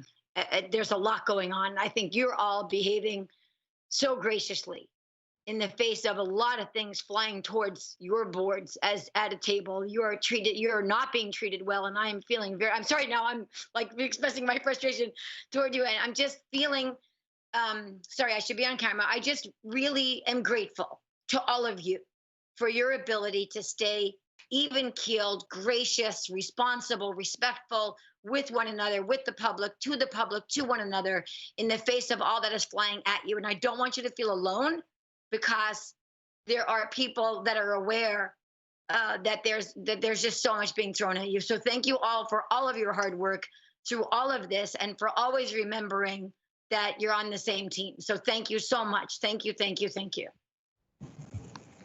Thank you, Annie. Next up, Betsy Dunn. Go right ahead. Thank you, Andrew. So happenstance that you've brought up this whole thing about the districts. And in that conversation, you kind of have made one of my fears come forward again. I was told that those tax districts could not change. And here we are saying, yes, they could change. It just takes a charter change, which I've always thought was true. But the tax district can change. And so it makes me very uncertain about this, because that's a problem. And I was told that that could not happen. So I'm very upset about that. Thank you. Thank you, Betsy. Tracy Delphia, you're up. Hi, folks. I would just like to say a huge thank you to Sarah for the very clear and concise explanation of the numbers from multiple perspectives and scenarios. I think this is what residents have been wanting, to clarify what the numbers actually mean in a very matter-of-fact way. It helps to see the estimated change to the tax bill from start to end, as well as the cumulative amount paid over the 12 years. In the town as well as the village, including the difference between the 12-year phase-in and a big bang, so to speak. So thank you for being so amazingly helpful and good at your job. All right, I see no other hands up. So, board, did someone just raise a hand?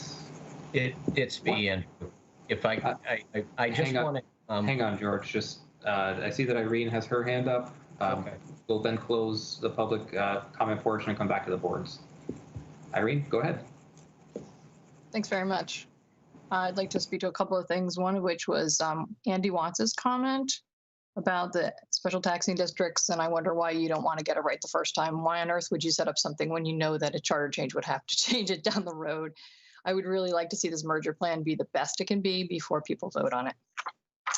Next, I'm really grateful to Sarah that she put all those numbers together, and I wonder if the spreadsheets that have been added since the packet went out could also be put in the packet retroactively so that the public can view them. I heard the chair say just a few moments ago that it's not our intention to prevent any select board members from voicing their concerns. I wonder, were all select board members given a chance to voice their concerns if they had any about the memo she sent out on letterhead last week called Serious Misinformation?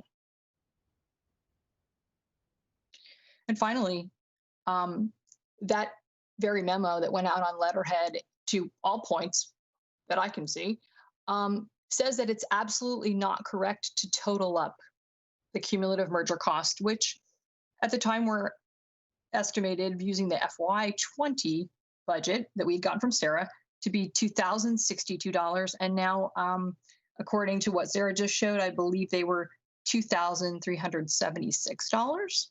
So, Sarah, do you agree that it's indeed good information to put out a cumulative tax increase due to merger for town outside the village folks of $2,376? Thank you. Irene, I mean no disrespect, but I would have to ask you to ask your questions of the chairs, please.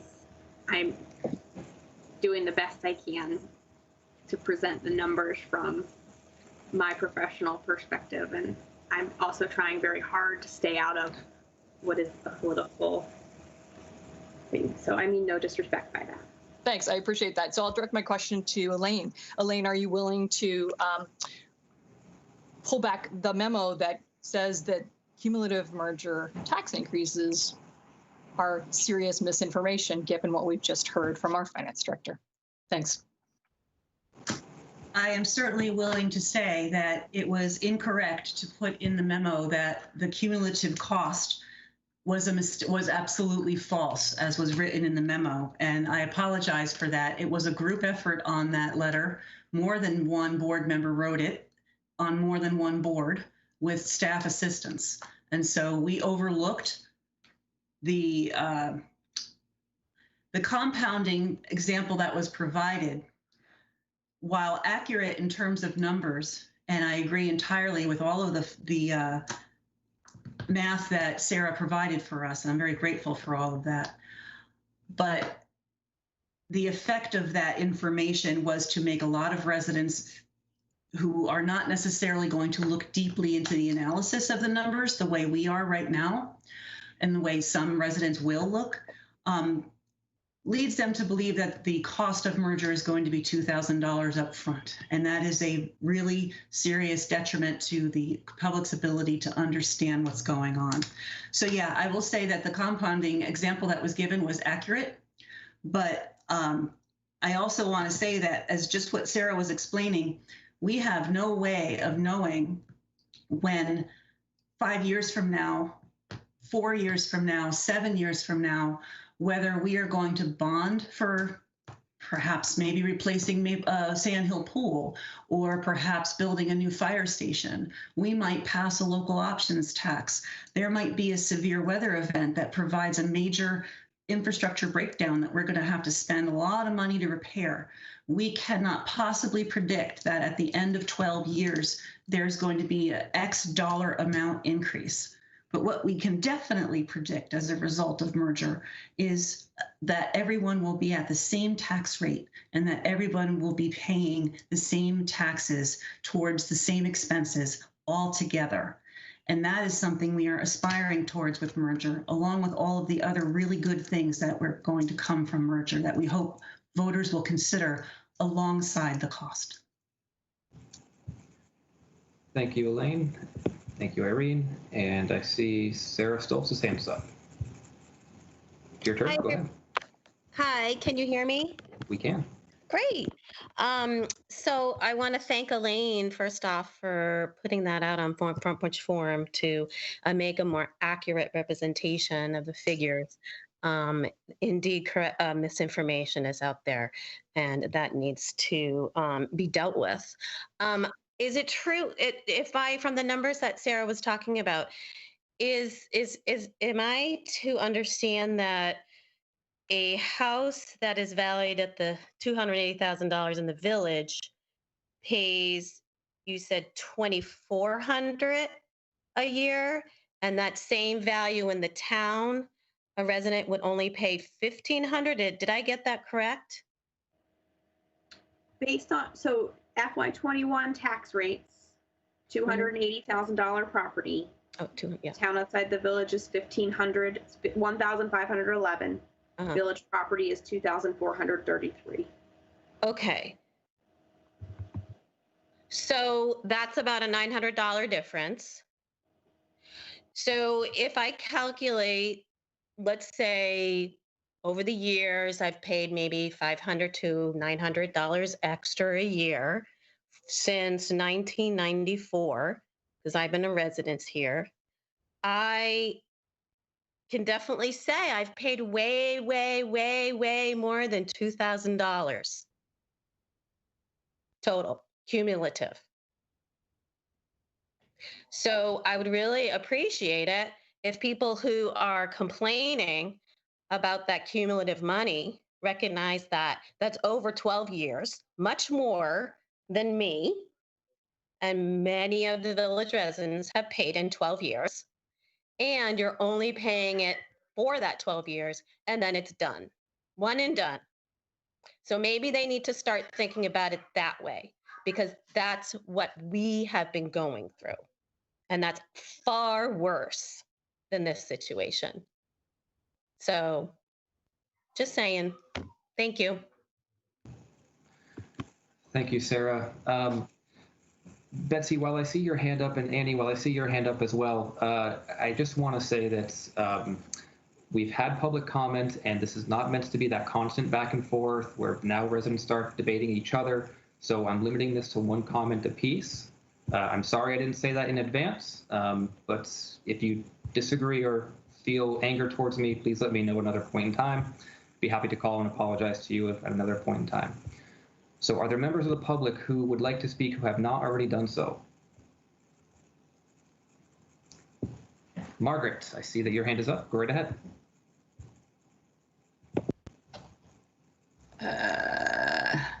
Okay, sorry, took a second to unmute. Can you remind me what year IBM stopped paying taxes to the village? They pay, well, that's a difficult question. Global Foundries now, they pay property taxes as an owner of land, and they will for as long as they own land. IBM has paid taxes for as long as they've owned land in the village and in the town. So they've paid taxes to both the town and the village for as long as they've owned land. Wasn't there? She's talking about machinery and equipment tax, maybe is what she's referring to. That was they did away with that, and that was phased out, Margaret. It was phased out over, I believe, an 18-year period or 15-year period. And when did that end? Oh, gosh. Personally, I don't know off the top of my head. I think it was early 2000s. I can give you exact numbers if you'd like. I don't want to jump in, but I was in the room when they negotiated this, and I can give you the exact numbers. Go ahead, George. Can it help? The village taxes have been going up as the IBM machinery taxes have been going down. Is that true? Can I? Go ahead, George. Well, the village and the town in the year 1999 negotiated with IBM to phase out the machinery and equipment tax for the town and the village. The town got slightly more than the village. So that was phased out. That was a 12-year phase out that went from 2000 to 2012. And at the same time, around 2007, the IBM property was devalued significantly. And so both the town and the village received less money from IBM. And then, as Dan just said, in 2014, when IBM sold its property to Global Foundries, basically Global Foundries took over, started paying the same property tax to the town and the village that IBM had been paying. I don't know if that helps. And just one last piece, the machinery and equipment tax, IBM had also been paying that to the village school district, the town school district, and the high school district. But under Act 60 in 1995, it prohibited machinery and equipment taxes from being paid as a source of revenue to school districts. And so shortly after that is when IBM decided, came to the village and the town. It's very clear, very important to understand that it was paying to the town as well, and said we are also going to phase out machinery and equipment tax for our municipal tax levy. Thanks. So somewhere along the way, I got the impression that a lot more of that tax money from IBM was going to the Junction than the town outside the village. But anyway, just wondering if that's true. Go ahead, George. I can clarify. The machinery and equipment tax that was paid by IBM paid from, I don't know, the early 70s forward, machinery and equipment taxes to the village school district, the town school district, the Essex town government, and the Essex Junction government. But the amount of money it paid to the village, the Essex Junction school district, was significantly higher than what it paid to the Essex town school district. I was here, but I wasn't paying attention at the time. But I don't know why IBM decided to, did things that way. You'd have to get a historian or someone to explain it to you. And I believe that was the source of resentment and a source of the sort of the lingering resentment between the village and the town over this. But I think it's always been misunderstood. And all this information is in our annual reports and school district annual reports. You can validate what I'm saying. But IBM was paying to the village school district and the town school district machinery and equipment taxes. But that was phased out in 1995. But they paid the village school district much, much more. I think it was like something on the order of $3.5 million a year compared to something like $800,000 a year to the town school district. And it was a source of resentment.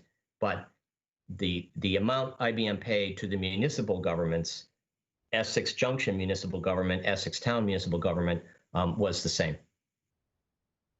Okay, thank you. Yep. Okay, so I see no other new hands up from residents who have not already spoken. So we will go ahead and bring this back to the board. Andy, I see your hand is up. Yeah, I kind of want to, this ties into something that Sarah was saying and also what Margaret was saying. I found this document on the website, and I don't know if I can get it in focus, and I can't. The Essex Community Residential Tax Rate History going back to 1951. And I guess to address Sarah's comment that she's been paying taxes since 1994, the village tax rate was actually lower in 1994, if you include the school tax, than it was outside the village. And that was the case all the way back to 1951, which is where I have data. And it was in 1999, which is I think the date that George was referring to, where things kind of shifted around and the school taxes changed. And that's the point where taxes inside the village became higher than the taxes outside the village. So the document that I've got says for 50 years prior to 1999, I don't know how much further back it might go, the tax rate was lower in the village, and for the 25 years or 20 some years since 1999, they've been higher inside the village, and it's due to the school tax change. And again, I'm talking about the entire tax rate, including the municipal and school. As I said, back in 1994, when Sarah moved in, the taxes were lower overall in the village. So they've shifted. Just wanted to make that point.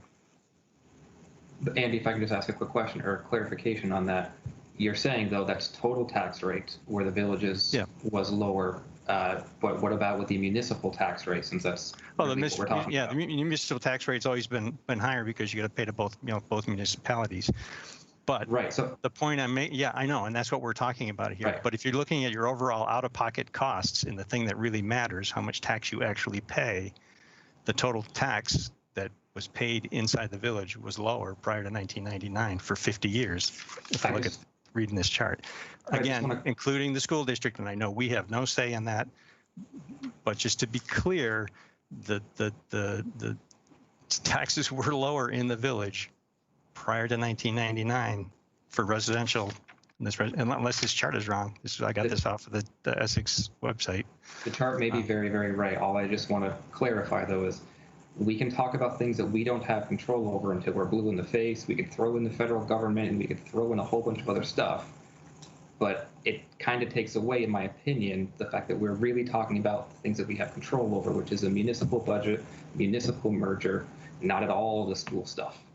It just adds another layer of difficulty. I know that, but when I look at the check that I write,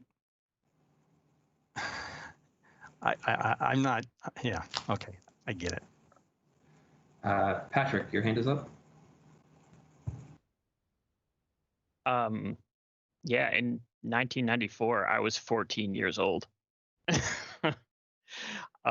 which I think is probably a really good and relevant point to. We are trying to equalize the tax rates now and make it so that whatever has happened in the past are going to be relatively the same for the community and our total community going forward.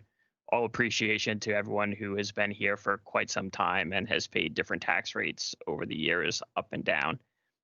The whole point of this is that we are trying to get to a point where we are not going to have this differential anymore. So, again, with all respect, I think going over the specifics of the tax rate that happened when I was not even old enough to buy a pack of cigarettes, I'm not sure if that's relevant to the conversation. So I just want to go ahead and try and rein us in for a moment. I think we are digressing significantly. Our original point of this discussion was about Sarah's presentation about tax impacts of merger for our municipal government and how that has changed with new information and updated budgets. So with that frame, do our board members have any other questions in relation to what the topic is? And Dan, if yours is in relation to the topic, then please go ahead. It does relate to the topic.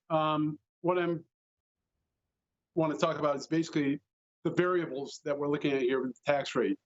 As Sarah brought up, the different scenarios, looking at it from doomsday scenario of no grand list increase. You don't know what the grand list increase is going to be. One thing since 1954, the grand list value for the town outside the village has increased quite a bit.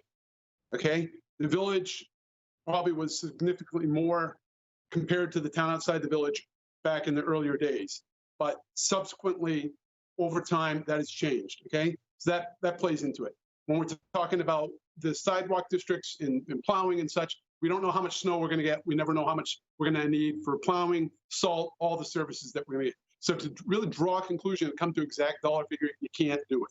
You just kind of ballpark it and see what happens. Who knows? But that's basically it. Hopefully things will improve in the future here. Thank you, Dan.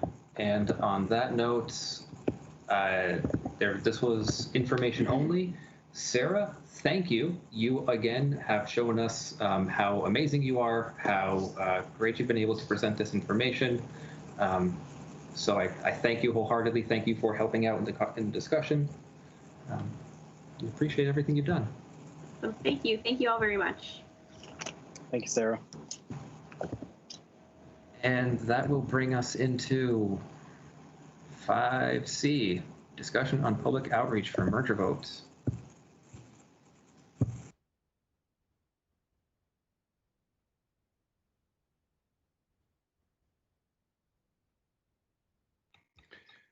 We had, this is Evan, we had this on the select board agenda. Over the period of time, you guys have had conversations about what type of outreach you might want to do.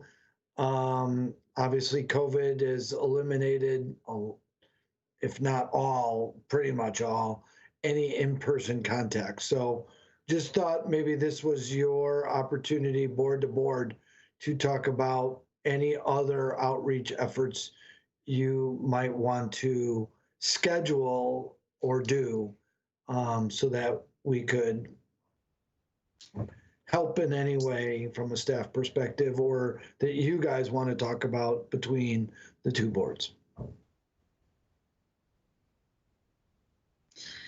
So Andrew and trustees, at the last select board meeting, I believe, may have been the one before, we briefly talked about this, and I suggested that we set up a date poll for board members to indicate times they'd be available and willing to hold community conversations virtually on the topic. So perhaps, Evan, if staff could put together a date poll and send to all of us, that we could indicate that we're, one or two members of each body, or one from each body, or individual boards, whatever, make themselves available to be online, and residents can drop in and ask questions. We can do a presentation, we can just do Q&A, but that might be one option.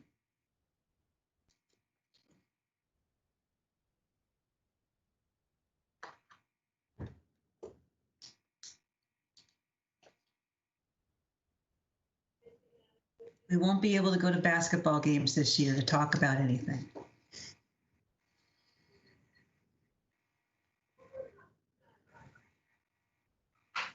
I'd like to host a virtual Dungeons and Dragons session with Pat where we talk about merger. We frame the whole like D&D session about merger.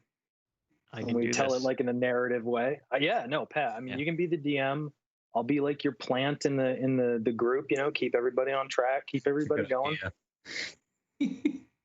I love that idea so much. I'll admit, I've never played. I wouldn't be of any help. No, me either. We can teach you. It might reach a totally different audience, though, than we're usually reaching. One way to find out. If I have to hula hoop, you have to record that. Although, I mean, it does bring up a good point. Like, I'm willing to be inventive, like that. If we think that we're going to get younger members of the community by hosting a D&D session, or by just doing, some sort of like online, gaming chat hangout or what have you. I mean, there are 20 to 30 somethings in our community where that's where they go. They're not going to turn into these meetings at 6:30 on a Tuesday, but they may very well think it's interesting that select board members are willing to, come to where they are. So it works for AOC. It does. That's kind of, I think, certainly where I'm pulling the inspiration from.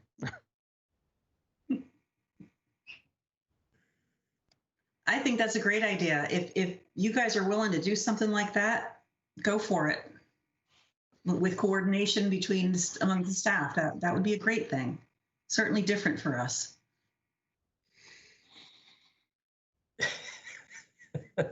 Okay, I'm going to make this happen. All right, Pat, do it. We'll talk, Pat. We'll talk. Yep. The final boss can be the 13th year. Andy? I guess my question is, who's going to put together the material that'll be presented? I know the discussion we had about the big document that's going out is that, yes, indeed, it's biased. KSV advised us, based on their read of our political situation, that everything we put out should be unbiased and factual and clean. Just wondering, I have some concerns about some of the content. There's a my concern is that some of the things that are used to promote merger are also things that would that some people are saying are prompting them to vote against the budget. And so, there's the whole discussion about village residents feeling that they don't get anything for their town tax dollar. I think we need to have some clarity around that as to what exactly village residents do get for their town tax dollar, rather than, because I know Ken and Irene tried to put some numbers around that, and they made some assumptions that, who knows where they came from, right? But it seems to me that we ought to put some clarity around that question.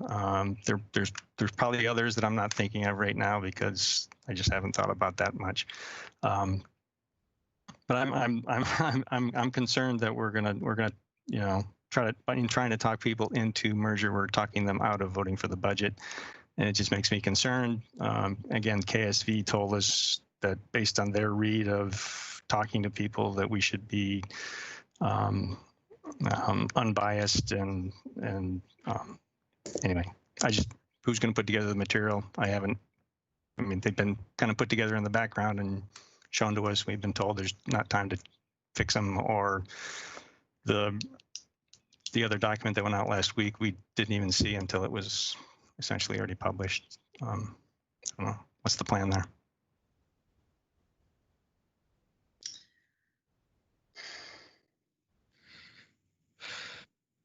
There's a lot in there, Andy.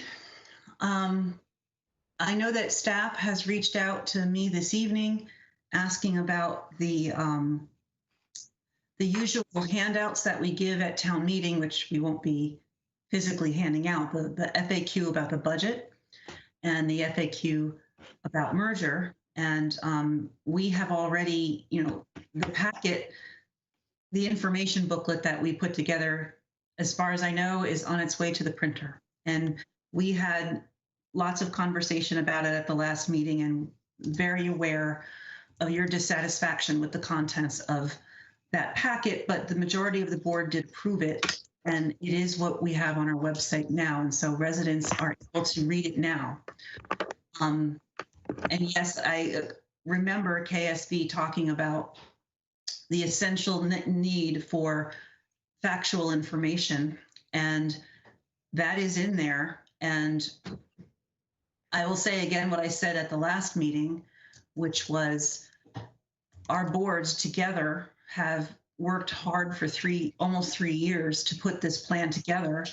And we do believe it's the best way forward for the community. So now that both boards have approved it, and in fact, half of the population of the town has already voted to approve some form of it, it's our responsibility to advocate for it because it's the thing we believe in. And so I don't feel the level of discomfort with the materials, and I respect entirely your desire to have as neutral a position as possible.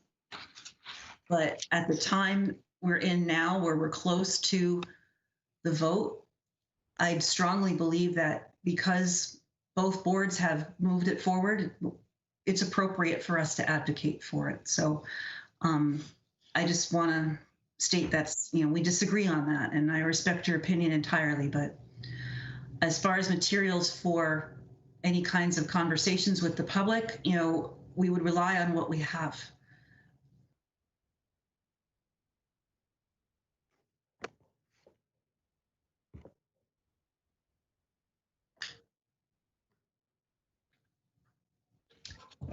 Evan, does that short conversation give you enough to answer the question? Or board members, do you feel like we've discussed the topic enough?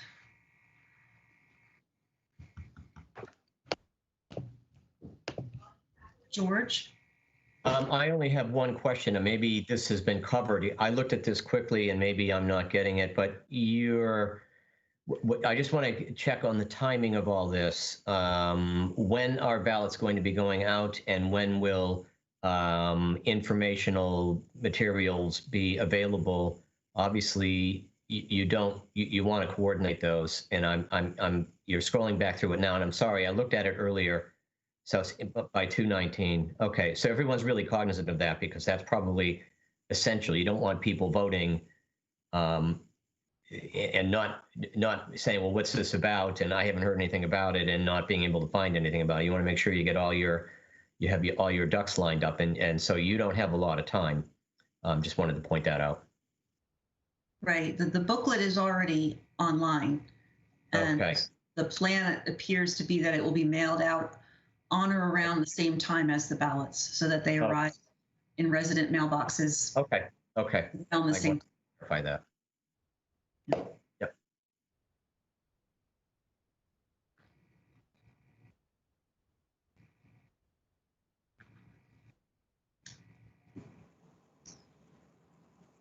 Raj, did you have your hand up? I changed my mind. Thanks. it appears that board members have nothing else to add. Andrew, I'm not sure if you do. I don't.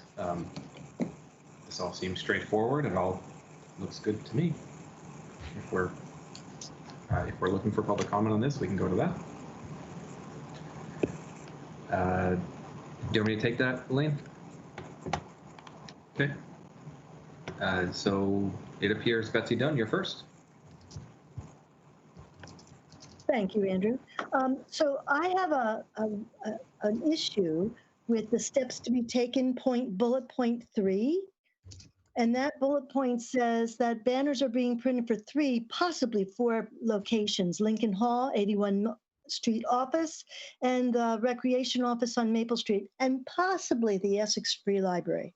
Well, you've covered the village very well with getting the banners out, but there's nothing here in the town. How many people actually go to the town offices? And the Essex Free Library is really closed unless you have an appointment. You don't just go in. So the traffic there is very light as well. I think if you're going to put up the banners, you need to use Max, which is one of your grocery stores in the village, and Hannaford's and the Price Chopper. Those people are there every day. If you want to let them know about this meeting or these meetings, I think that's really important. And the other thing I want to say is that given the misinformation that we've already talked about, I'm going to say that I was at the school board meeting, the same as several of the people here from the boards, and you all left. And when Martha Heath brought up the idea of having the vote for the budget the same time that you vote for town meeting, we all vote for town meeting for the budget, she was against the idea, and other board members were as well, because, and their stated reason was, that the state legislature doesn't have their information for them at that point, and they actually think sometimes April or May is better than March. So it is not a done deal that they are going to do the budget at the same time that we do ours, unless we move the town budget to their date. Thank you very much. Thank you, Betsy. 2 things I want to clarify. You talked about putting banners in the town. I just want to remind you the village is in the town. I think what you mean is town outside the village. And at that point, to your other one about putting banners at Hannaford, Max, etc., those are private property. It's not public property. And so my assumption, and staff, please correct me if I'm wrong here, those locations were made because those are places that the town and or village own the land, and so we can put banners up there because we own it. If that is incorrect, staff, please go ahead and correct me. Well, Andrew, Hold on, I'm Betsy. going to answer you though, because you can ask the grocery stores and they will allow it. Thank you, Betsy. Evan, I think you were going to say something. Yeah, these are outdoor banners, just telling people that there's a vote on the date. I believe it's March 2nd. That's what those are. If people are suggesting that we put in paper flyers at those locations, Betsy, we're happy to ask those locations if we can put things on their clipboard, on their cork boards. It's a good suggestion. What we are just trying to do is make sure people understand that there's a vote, both for budget and for merger on that date. Well, I read it as the banners will announce the date of the informational meetings. Right, those two, because that's the day before. February 1st and the 16th. Yeah, that's the day before. It would do the informational meeting and then the vote the next day. Ah. We're going to try to do a twofer. I appreciate your efficiency. Yeah. So that next would be Annie Cooper. Hi, thank you. Can you hear me? Yes, go ahead. Great, thank you. 3 things. One is that we as a town, as a select board, I don't know how to say that, the select board put out the subcommittee to create the charter, right? So the 2 boards came together to intentionally create a charter for merger. it is not biased to then present a charter for merger to our community, because that was the intention, to put forth a charter for merger. That's what the work has been of both boards coming together for more than 2 years. So it is not a bias to put forth something and then say what it is. It's just, anyway. And then I lost my other 2 points. I'm sorry, because I don't think I made that point as clearly as I meant to. But I think, oh, I know. I appreciate that we are talking about where to go get information, because the information put forth by Ken and Irene is misleading, and obviously they have a very deep agenda. And so I really appreciate that there is somewhere to go and find the charter and find the facts. And I appreciate that we're talking about this out loud. Thank you very much. Thank you, Annie. Irene, your name is next. Thanks, Annie. I'd be glad to answer any questions you have about the information that Ken and I put out. None of it is misleading. Thank you. We based it on Sarah's separation report that was put out on September 28th. I'm going to have you speak directly. Thank you. Are there comments, Irene, that you want to make to the board, or? Absolutely. Okay, so please make them to the board. If you want to have a conversation with a resident outside of here, please do it outside of the meeting. Thanks so much for the reminder. Speaking of misinformation, what I just heard Betsy say, I'll direct to the chair. It looks like not only is number 1 of your memo about serious misinformation misleading, but so is number 4. So again, I would ask you to put out a corrective memo letting people know that indeed it was your fault, not ours, that you put out misinformation. Second, I would suggest the town common and perhaps Memorial Hall as public outside venues to which banners could be attached to announce that there's a merger vote coming. And finally, I so appreciate, because I was on the select board back when we started this latest merger round, that a lot of work went into it. I often put a lot of work into making a meal for my family. Sometimes I leave out an ingredient. Sometimes I put the wrong thing in. Sometimes it doesn't turn out. I don't try to sell them what I just made. I might say to them, excuse me, I need to start over. I need to feed you something else tonight, and we'll try that recipe again.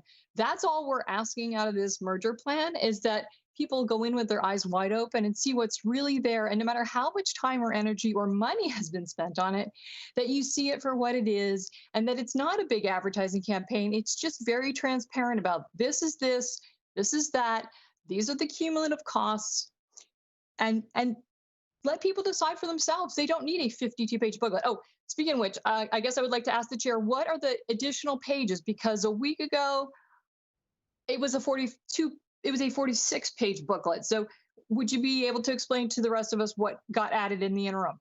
Thanks. I'd be happy to answer that question. The front cover and the back cover, those were the 4 pages that were added. Thank you. So before we keep going, Dawn, I think I owe you an apology. I believe on my list, you show up as a guest, and I think I saw your hand up originally, and I completely skipped over you. So Dawn, is that true? It's fine, Andrew. I'm so I come in sorry. as a guest. That's okay. Don't worry about it. It was just, and Irene mentioned it, putting it on the town green up in the TOV would be a better place than the library. That was all for your banner. So Dawn, if I ever do that again, shout at me. I don't know how to do that virtually, but just do something to get my attention. I'm so sorry. So Ken Signorello. Thank you. Great suggestions for the banner. It'd be nice to see some put outside the village, like a Memorial Hall. It's great. That was the first thing that came to my mind. Just a point of clarification. The chair suggested that both boards have approved this plan of merger. They have both approved a plan of merger, just not the same plan of merger. And I just wanted to make that clarification. Thank you. And Marcus Serta, you're up. Thank you. Recognizing how a board meeting works, staying on topic, I will simply say that I agree that some of these banner placements should be put in the town outside the village, just so we have some equal distribution around the whole town. Outside of that, that's my only comment on this topic. Thank you. Thank you, Marcus. Tracy Delphia.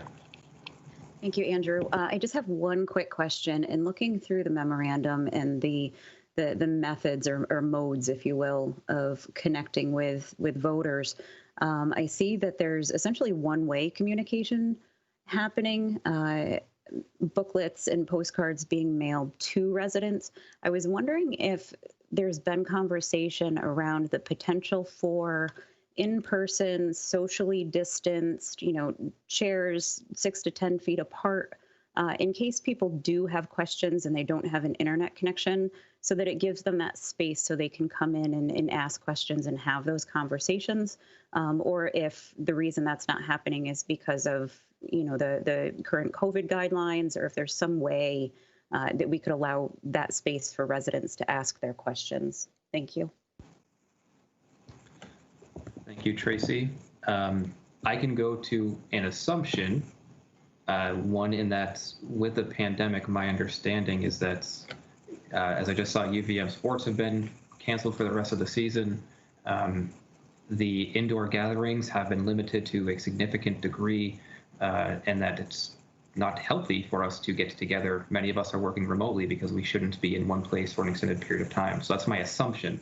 Again, Elaine, staff, if I am assuming incorrectly, please jump in and correct me. I think you have it right, Andrew. Yeah, that's been our goal, is to not have people in our buildings, not congregate. I agree with Tracy. I would love to do it. I would love to have, people spaced 6 to 10 feet apart, but we have been telling everybody to try to not do those things. So, in fact, I was looking to try to do some in-person ability at the town informational meeting, and the state has really suggested that not happen, as well as the school district had some concerns. So we're just not going to be able to do things like that this year. So not for a lack of want. Understandable. Thank you for the response. Oh, thank you. Thank you. So I see no other residents with hands up. And so going back to the board, wow. Amber, you haven't spoken in a while. Why don't you go first? I was just going to mention that if there were concerns about internet or connectivity in general and not being able to access the trustees or the select board members, I know that most folks have a landline or a cell phone, and they can reach out to any of us. Happy to take calls and answer questions via the phone. Thank you, Amber. That's a very good point. All of us, I know on the trustee side on our website, we have our phone numbers listed. So you can always give us a call. Going down the list, Pat? Thanks, Andrew. Just a friendly clarification about the moving of the school budget vote. As a relatively recent school board member and on the planning team for that board, there is absolutely a desire to move the school budget vote onto the same day. There is not a chance to do that this year, which I believe is the conversation, or that may have taken place because it's almost February and they have a schedule in place. The difficulty that they have mentioned about the legislature is not a hard and fast barrier. It simply requires a different schedule for the school district's budget planning. EWSD, for many reasons, while they hold their vote in April, is extremely unusual in the state. Most school districts, in fact, hold their budget vote on town meeting day. I think it's over 90% of them, in fact. So it's not reinventing the wheel. to have the school district move it. And just to seek clarification, we did reach out to both Martha and Kim, who confirmed very specifically with us after that last meeting that they are indeed interested in moving the school budget vote to town meeting day to align in case of a possible merger. Thank you, Pat. Raj?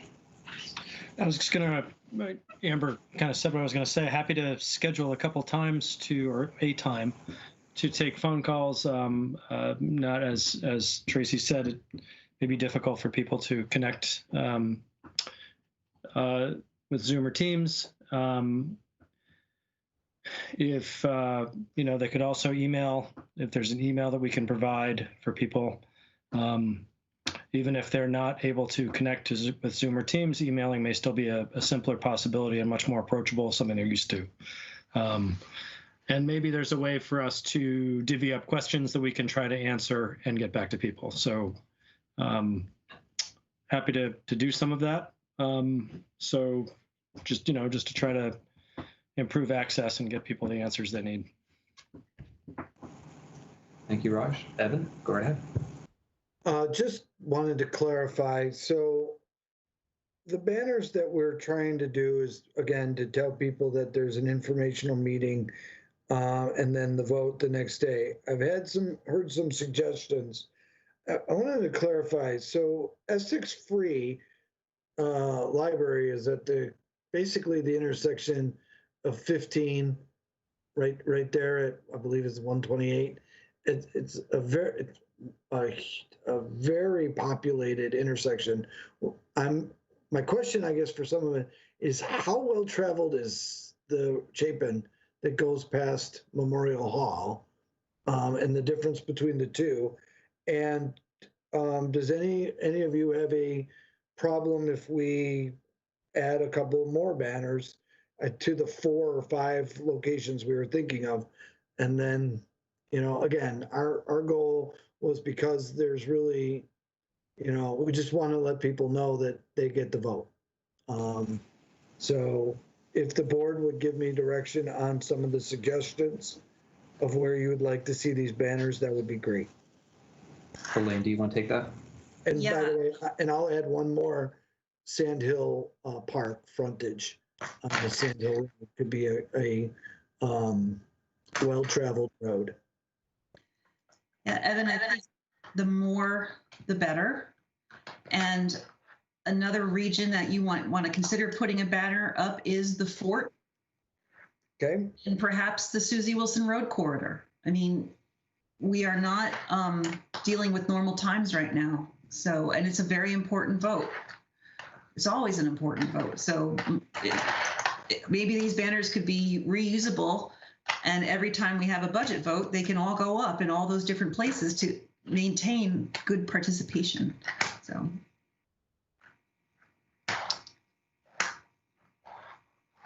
Okay. Anybody else from the town or village boards? I like it. Sounds good. Okay, good. I have a meeting tomorrow, so we'll finalize that tomorrow. Just also understand the ground's frozen, so everywhere we have to put up a banner, we have to drill. But that's okay. I'm sure the guys will love to pull out power tools. If you need an extra one, mine's been collecting dust for a few months. Thank you. Thank you. I think we've got the direction we need. Seems that way, and I was just going to say, it appears we have now reached the end of our business items. The consent agenda was the select board only, and that has already been approved. So going on to the reading file and board member comments. Are there board members who wish to kick stuff off? Elaine, have at it. I just want to point out the memo from Sarah regarding the COVID-related grant initiative recap and give another well-deserved round of credit and applause to the staff for, the memo talks about around $400,000 in funding from various sources to reimburse the town for expenses related to COVID and to help the town be more nimble in response to COVID. That's not even including the remote learning hubs funding that we received to reimburse the town for that effort. So, Evan, hats off to everybody in your team who did all that extra work to get those grants. That was a huge lift and a big deal. So well done to all of them. Thank you. Thank you for the kind words. They really deserve all the credit. They were creative, nimble.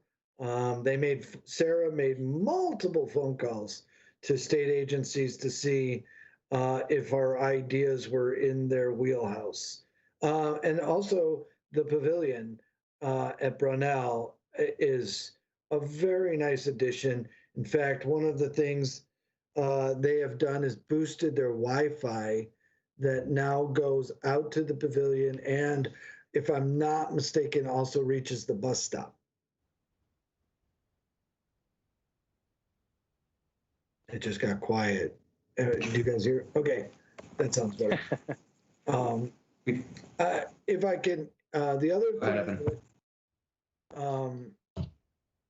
I mentioned just a little bit earlier with David Voegele, we are reaching out to the state to see if we can use our senior center as a vaccination center for seniors because they know the facility, et cetera, et cetera. So we haven't gotten an answer yet, but we certainly will use the senior vans when they are available and up and running to be able to take seniors to vaccination sites. We've also, again, we're trying to help them register for vaccinations. We're told that a majority of it is basically online and it has been cumbersome at best. So we're looking to be a service for them. And if we get good at that, maybe we'll be able to help others after them. But that's kind of what's been going on in that realm. And I know CVE is a local site, but the last I heard, their first appointment was somewhere around the 8th or 9th of February. They are booked solid up until then. So, and then I could answer any questions of other about activities or what we're up to.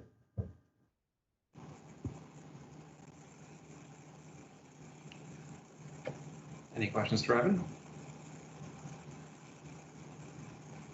I just wanted to say thank you, Evan. Oh. The amount of work you put in and the amount of work you direct your staff to put in doesn't go unnoticed. Thank you.